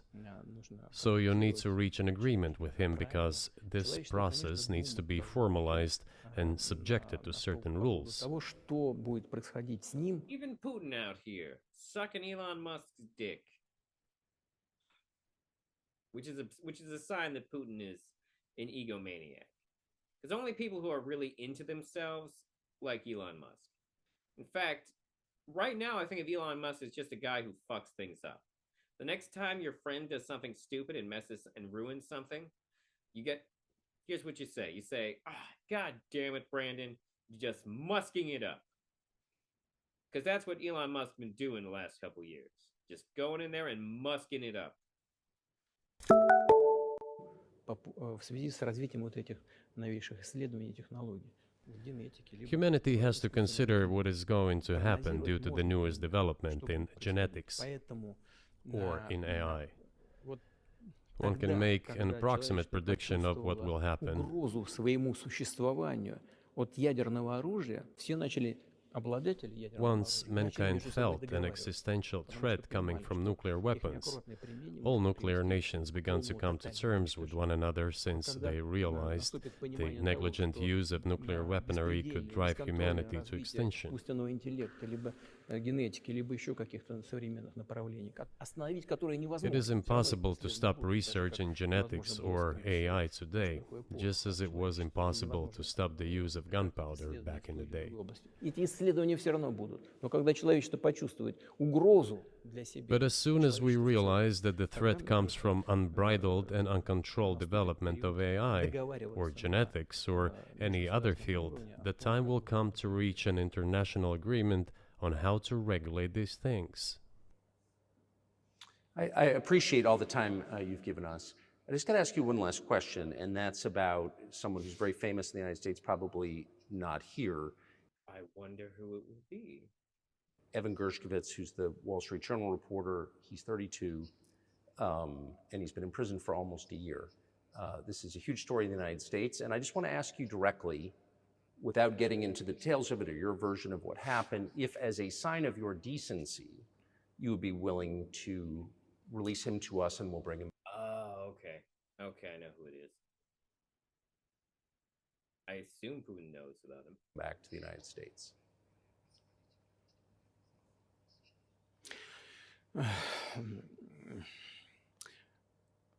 Мы столько сделали жестов доброй воли, что, мне кажется, мы исчерпали все лимиты. We have done so many gestures of goodwill. I just want to say, I think that this is very interesting because it's an obvious, ploy on Tucker Carlson's part, because if Tucker Carlson can get Putin to release this guy, Tucker Carlson's gonna look like a fucking hero. That being said, I actually don't think Putin. I don't think Putin will do it, and not just because I haven't heard anything in the media about this guy getting released. Out of decency, that I think we have run out of them. Ни разу не ответил. Но We have never seen anyone reciprocate to us in a similar manner. что мы However, Russia playing the victim. in theory, we can say that we do not rule out that we can do that не исключаем того, что мы можем это if our сделать partners при take reciprocal steps. встречном движении со стороны наших Translation: yeah, we can give you that guy back, but not for free. When I talk about the partners, I first of all refer to special services. представителей специальных служб. Special services are in contact with one another. They are talking about the matter in question. На то, чтобы не решить эту There is no taboo to settle this мы issue. готовы ее решать. We are willing to solve Там it. есть определенные условия, которые But there are certain terms being discussed via special services по channels. партнерским каналам между спецслужбами. I believe an agreement can be reached. So typically, I mean, this stuff has happened. So basically, like, hey man, people are already on this. I'm not giving you an answer. We're gonna get something out of it too. For obviously centuries. One country catches another spy within its borders, it trades it for one of its own intel guys in another country. I think what makes, and it's not my business, but what makes this different is the guy's obviously not a spy, he's a kid. And maybe he was breaking your law in some way, but he's not a super spy, and everybody knows that. And he's being held hostage in exchange, which is true. With respect, it's true, and everyone knows it's true. So Ooh, this could get spicy. Let's see what Putin says to this. maybe he's in a different category. Maybe it's not fair to ask for, somebody else in exchange for letting him out. Maybe you have to. I think Tucker's really trying here. Tucker sees that anything he does on this topic is an absolute win for him as a media figure. So, oh boy, let's see how hard he tries. Grades Russia to do that. Вы знаете, можно как угодно говорить. Russia's not nice, Tucker. Russia's not just going to do it to be nice. Что такое шпион, что не шпион. You know, you can give different interpretations to what constitutes a spy, but there are certain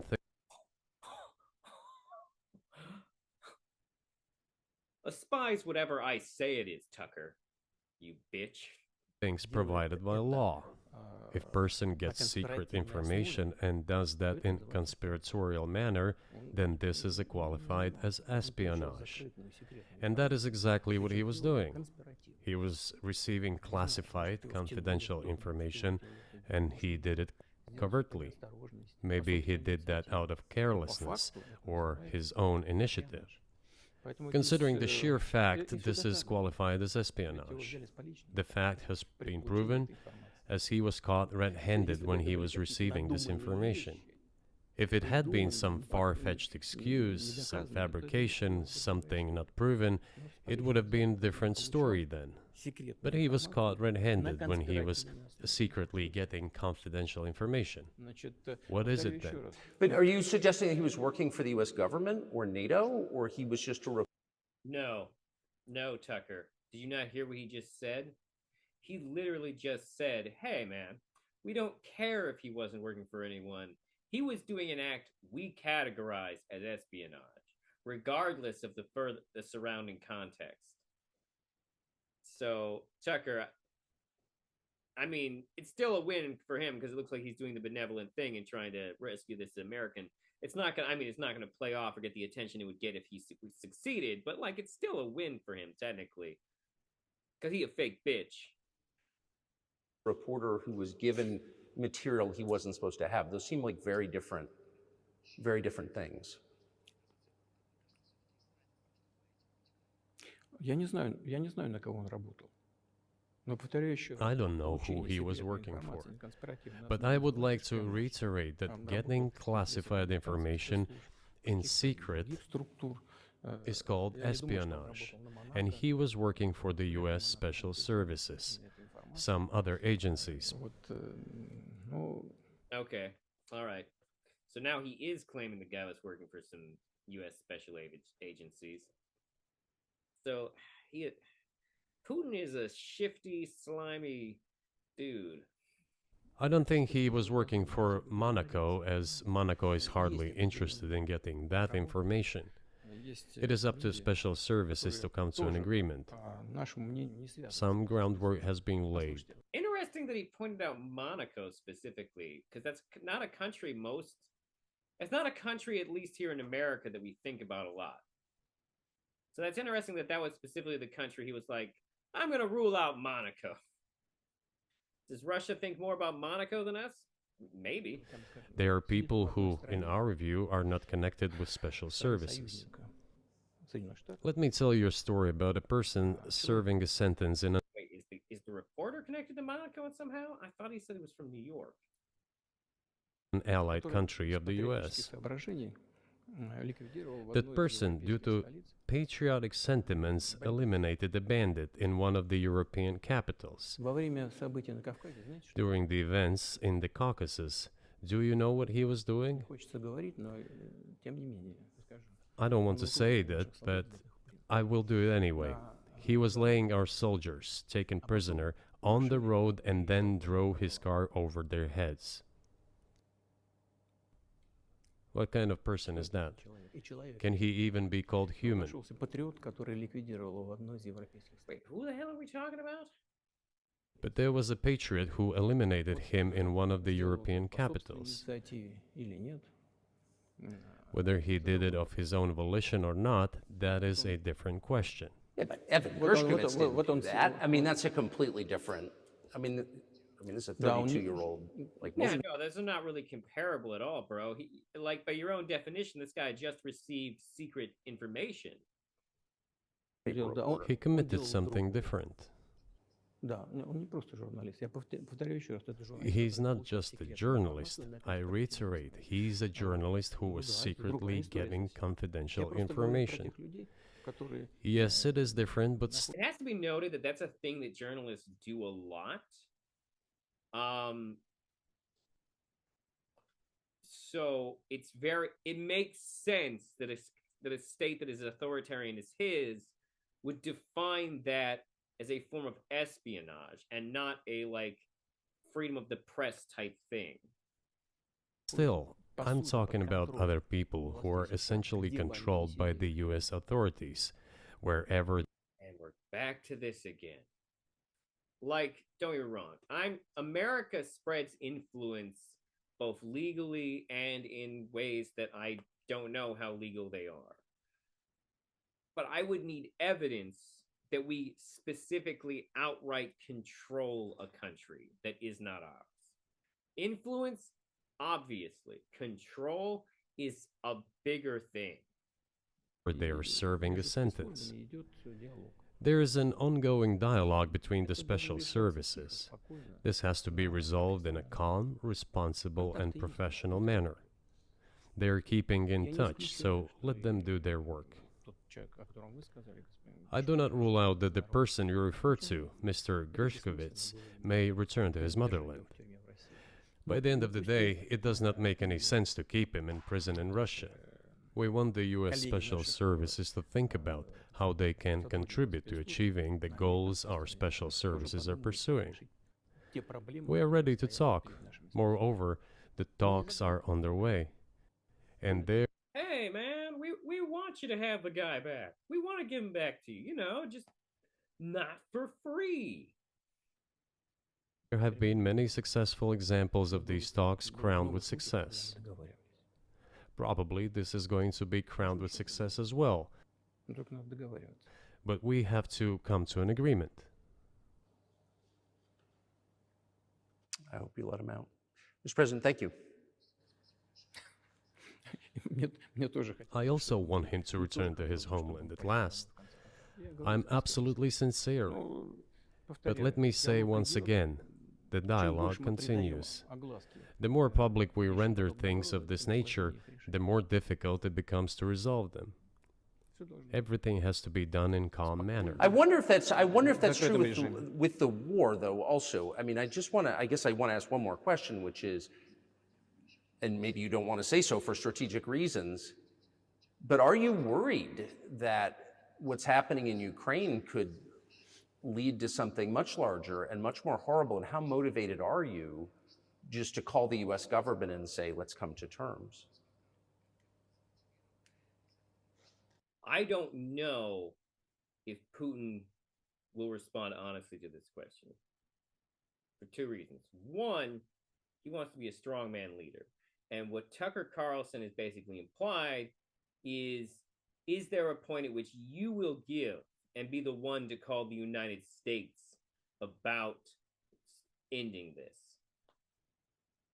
Now, Putin might strategically think of a way to make his answer make him seem like the reasonable person in this conversation, which he's relatively good at doing without making himself look like a bitch.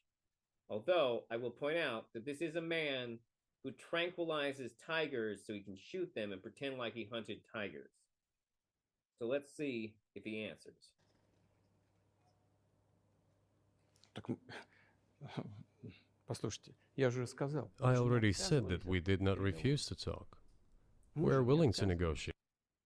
We did not refuse to talk. We are willing to negotiate. You have basically, you come to us, bitch. It is the Western side, and Ukraine is obviously a satellite state of the US. It is evident. I need evidence. We do not have evidence. I do not want you to take it as if I'm looking for a strong word or an insult, but we both understand what is happening. The financial support, 72 billion US dollars, was provided. Germany ranks $72 billion worth of aid.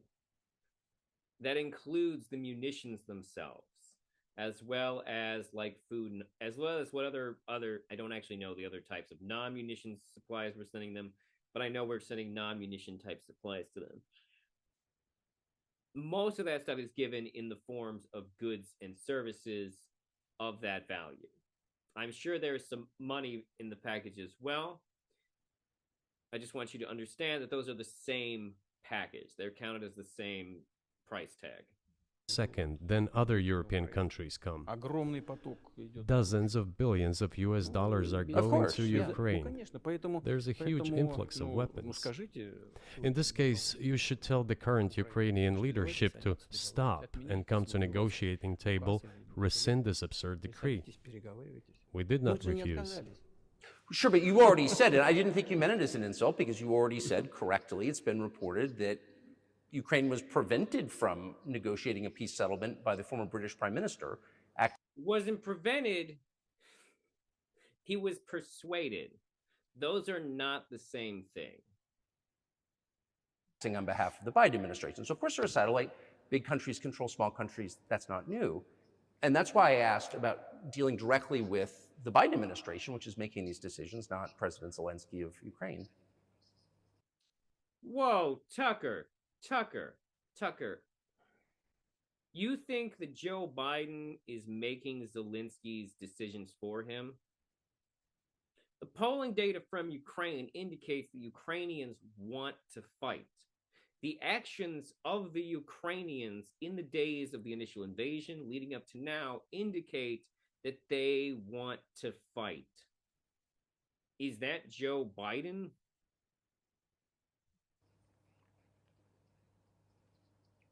Но если администрация Зеленского на Украине отказалась от переговоров, я исхожу из Well, того, что они if the Zelensky administration in Ukraine refused to negotiate, пусть теперь I assume they did it under the instruction from неправильное Washington. решение, пусть It откажутся. wa- Why would you assume that?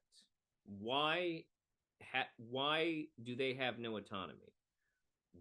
Why is it that Ukraine can't be the ones who don't want to negotiate? I'm not saying they don't. I'm not saying they shouldn't. I'm saying, how is he coming to that conclusion? He's coming to that conclusion because it's the one that's convenient for him and the message he's trying to put out. Washington believes it to be the wrong decision, let it abandon it.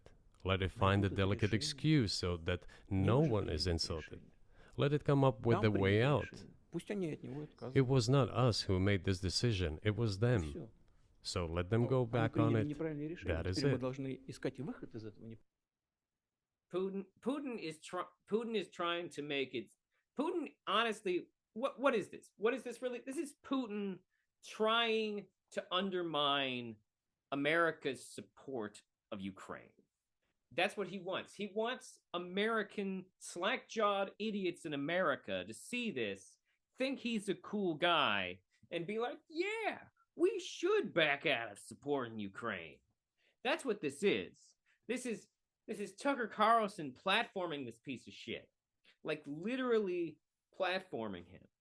He's giving this voice to Americans. This type of slack-jawed morons who support freaking Tucker Carlson are going to see this and think, yeah. So this is bad. It's a bad thing that Tucker has done here. This interview is full of distortions.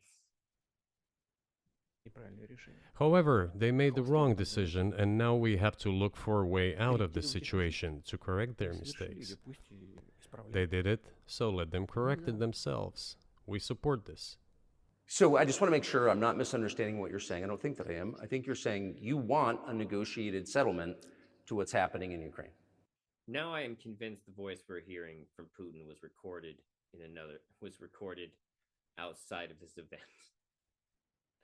Because damn that echo.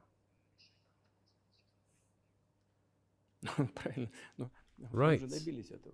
And we made it. We prepared a huge document in Istanbul that was initialed by the head of the Ukrainian delegation. He affixed his signature to some of the provisions, not to all of it. He put his signature and then he himself said, we were ready to sign it and the war would have been over long ago, 18 months ago. However, Prime Minister Johnson came, talked us out of it, and we missed that chance. Well, you missed it, you made a mistake. Let them get back to that, that is all. Why do we have to bother ourselves and correct somebody else? Why does it matter to America that Boris Johnson did this? It has no effect on us, nor our support, nor non-support. Not saying Boris Johnson should have done that. I'm just saying we're Americans. We're not Boris Johnson. Else's mistakes. I know one can say it is our mistake. It was us who intensified the situation and decided to put an end to the war that started in 2014 in Donbass, as I have already said, by means of weapons. Let me get back to furthering history. I already told you this. We were just discussing it. Let us go back to 1991, when we were promised that NATO would not expand, to 2008, when the doors to NATO opened to the declaration of state sovereignty of Ukraine, declaring Ukraine a neutral state. Let us go back to the fact that NATO and US military bases started to appear on the territory of Ukraine, creating threats to us. Let us go back to coup d'etat in Ukraine in 2014. It is pointless though, isn't it? You see, does it bother you, people who are against supporting Ukraine, that all of your talking points line up with the Russian state? Like, there are reasons. It's fair to question your own country. It is fair to question the state. But if all your talking points sound like the guy who's just literally on the opposite side, and that guy is the state of that, like, what makes you think that Russia's state is not as corrupt as America's state? What makes you think they're more honest? Every anti-Ukraine talking point are the exact same ones that he is saying. They go back and forth endlessly, but they stop negotiations. Is it a mistake? Yes. Correct it. We are ready. What else is needed? Do you think it's too humiliating at this point for NATO to accept Russian control of what was 2 years ago Ukrainian territory? Who cares? Why should Russia get part of Ukraine's land? And why should they be able to take it via force, which is what this is? Я же сказал. I said let them think how to do it with dignity. There are options if there is a will. Варианты есть. Но если желание. Up until now, there has been the uproar and screaming about inflicting a strategic defeat on Russia on the battlefield. Стратегического поражения России, поражения на Now they are apparently coming to realize that it is difficult to achieve, if possible at all. In my opinion, it is impossible by definition. It is never going to happen. That is not how definitions work, Putin. Мне кажется, сейчас It seems to me that now those who are in power in the West have come to realize this as well. это осознание пришло. Подумайте теперь. If so, if the realization has set in, they have to think what to do next. Больше того, What makes him think that? I'd like him to support that argument. We are ready for this dialogue. Would you be willing to say, congratulations, NATO, you won, and just keep the situation where it is now? ну, вы знаете, это предмет переговоров. You know, it is a subject matter for the negotiations. No one is willing to. Basically, are you willing to be the one who ends this war? Are you willing to be the one that concedes and just ceases violent conflict? To conduct, or to put it more accurately, Точнее сказать, хотят. they are willing but do not know how to do it. Я не только вижу, I know they want но я to. знаю, что It is not just I see it, but I know they do want it. But they are struggling to understand How? How do you know it? how to do it. They have driven the situation to the point where we are at. It is not us who have done that. It is our partners, opponents who have done that. Well, now let them think how to reverse the situation. We're not against it. It would be funny if it were not so sad. Да, было бы смешно, если бы не было так грустно. This endless mobilization in Ukraine, the hysteria, the domestic problems, sooner or later it will result in agreement. Истерика, там, внутренние проблемы. You know, this probably sounds strange given the current situation, Все равно мы договоримся. И but the relations between the two peoples will be может, даже rebuilt странно в anyway. сегодняшней ситуации прозвучит. It will take a lot of time, but they will heal. Между народами восстановится. Потребуется много времени. I'll give you very unusual It takes a long time, man. America still isn't over the Civil War. examples. Совсем приведу вам необычный пример. There is a combat encounter on the На поле боя battlefield. Here's a specific example. Конкретно Ukrainian soldiers got encircled. This is an example from real life. украинская Our soldiers were shouting to them, "There is no chance. Surrender yourselves. Come out and you will be alive." Наши солдаты им кричат. Suddenly, the Ukrainian soldiers were screaming from there in Russian, perfect Russian, saying, Вдруг оттуда "Russians, do not surrender." на хорошем русском And all of them и perished. не сдаются. They still identified themselves as Russian. Они дают. What do you think the purpose of this story is, Putin? You literally just describe people who describe themselves as Russians willing to die fighting you off. What do you think this means? It means they probably don't want to be part of your country. Possibly because you run it. До сих пор русскими себя ощущаю. В этом смысле то, что What is происходит, happening is, to a certain extent, an element of a civil war. и все думают, Everyone in что the West thinks that the Запад Russian думает, people что have been боевые split by действия hostilities навсегда forever. растащили No, одну they часть will be на reunited. другую. Нет, The unity is still there. воссоединение произойдет. Оно никуда и не делось. Why are the Ukrainian authorities dismantling the Ukrainian Orthodox Church? Растаскивают русскую православную церковь. Because it brings together not only the territory, Объединяет не it территорию. brings together our souls. И No никому one will be не able to удастся separate the ее soul. разделить.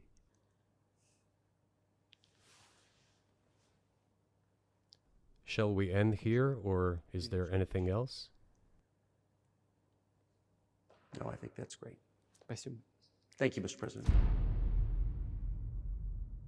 Oh, it's over. Oh, God. Now I gotta edit it. Oh, fuck. Wow. Okay. So yeah, no. To summarize, Putin is a slimy state propagandist, invoking all the signs of nationalism and objectively not giving the full view of history, but the view of history that benefits him and his arguments. Yeah, Putin is not someone I would ever want to live in a country he controlled or ran. Putin is a clear Christian nationalist, willing to overlook and even bend history around the Russian state's abuse of religious people and groups. So, yeah. Tucker Carlson, slimy Weasley dude. I did not appreciate the way that he would. There were several moments where it really felt like he admired or was possibly even sucking up to Putin. There were a few moments where he actually did ask journalistic questions and questions that I would have asked Putin if I were in the room with him. I was surprised that he did not go into the culture wars concept. He kept it focused on Ukraine, which, on the one hand, kind of relieved he didn't go into the culture war thing. Although, in fairness, more my lane type of thing for me to debunk or break apart or analyze. So I would have personally benefited from that, but like also it's exasperating. This is apparently, by the way, episode 73 of his show on X. I mean, Twitter. Formerly X, the site formerly known as Twitter. Honestly, the Christian nationalist stuff is very alarming. Putin was about what I would have expected. I was hoping that I had heard rumors that there was a more confrontative part between them, although I didn't see that in this interview so much. Although there were a few moments where it seemed like Putin didn't entirely take Tucker Carlson seriously. But I think Putin understands that this is a good way for him to reach the American audience so that he can feed Americans the Russian state talking points, especially since, most Western countries stopped airing Russia Today, which was specifically a Russian branch of essentially propaganda designed to spread Russian influence in Western countries. From the sound of it, for Putin, the Cold War never really ended. From the sound of things, he expected a lot more from the West in being sort of allies with us. I don't know if his expectations were realistic, and I don't know necessarily how much of what he's saying is based more on what's convenient for his narrative. Because Putin is spinning a narrative, and you have to understand that when thinking about the stuff that he is saying. He is not giving the full side he's not giving the full Ukrainian side of this story. He is deliberately leaving out key points from history, such as why and how the Polish were persecuting the Ukrainians. Specifically, the things the Ukrainians wanted from the Poles was to be recognized as Ukrainians. And once again, the couple times he alluded to the mistakes of Lenin separating these autonomous states, that's really what he's upset about. That's really what he's talking about, which is, how do I rebuild the Russian Empire? And one gets the impression that he will actually be more authoritarian if given the chance than Lenin. I don't know if he's bad as Stalin, but I also wouldn't be surprised. All right, if you are hearing this part of the podcast right now, then I applaud you. Whoo! Hats off. I appreciate your loyalty. You are the bomb. In a positive way, not in the way that maybe my use of the word bomb was insensitive in context, considering, the bombings that Putin does on Ukraine. Anyways, thank you so much for tuning in. Please follow on Spotify and like and subscribe on YouTube, where you can also leave comments about how much you disagree with me, or maybe about anything interesting that the translators left out of this Russian comment. If you know any Russian, please don't just pretend to know Russian. If you want to if you want to contact the show, you can email me at rubenuncut@gmail.com. All right, once again, thank you so much for tuning in and sticking with it. Have a wonderful whatever, whenever, wherever you are.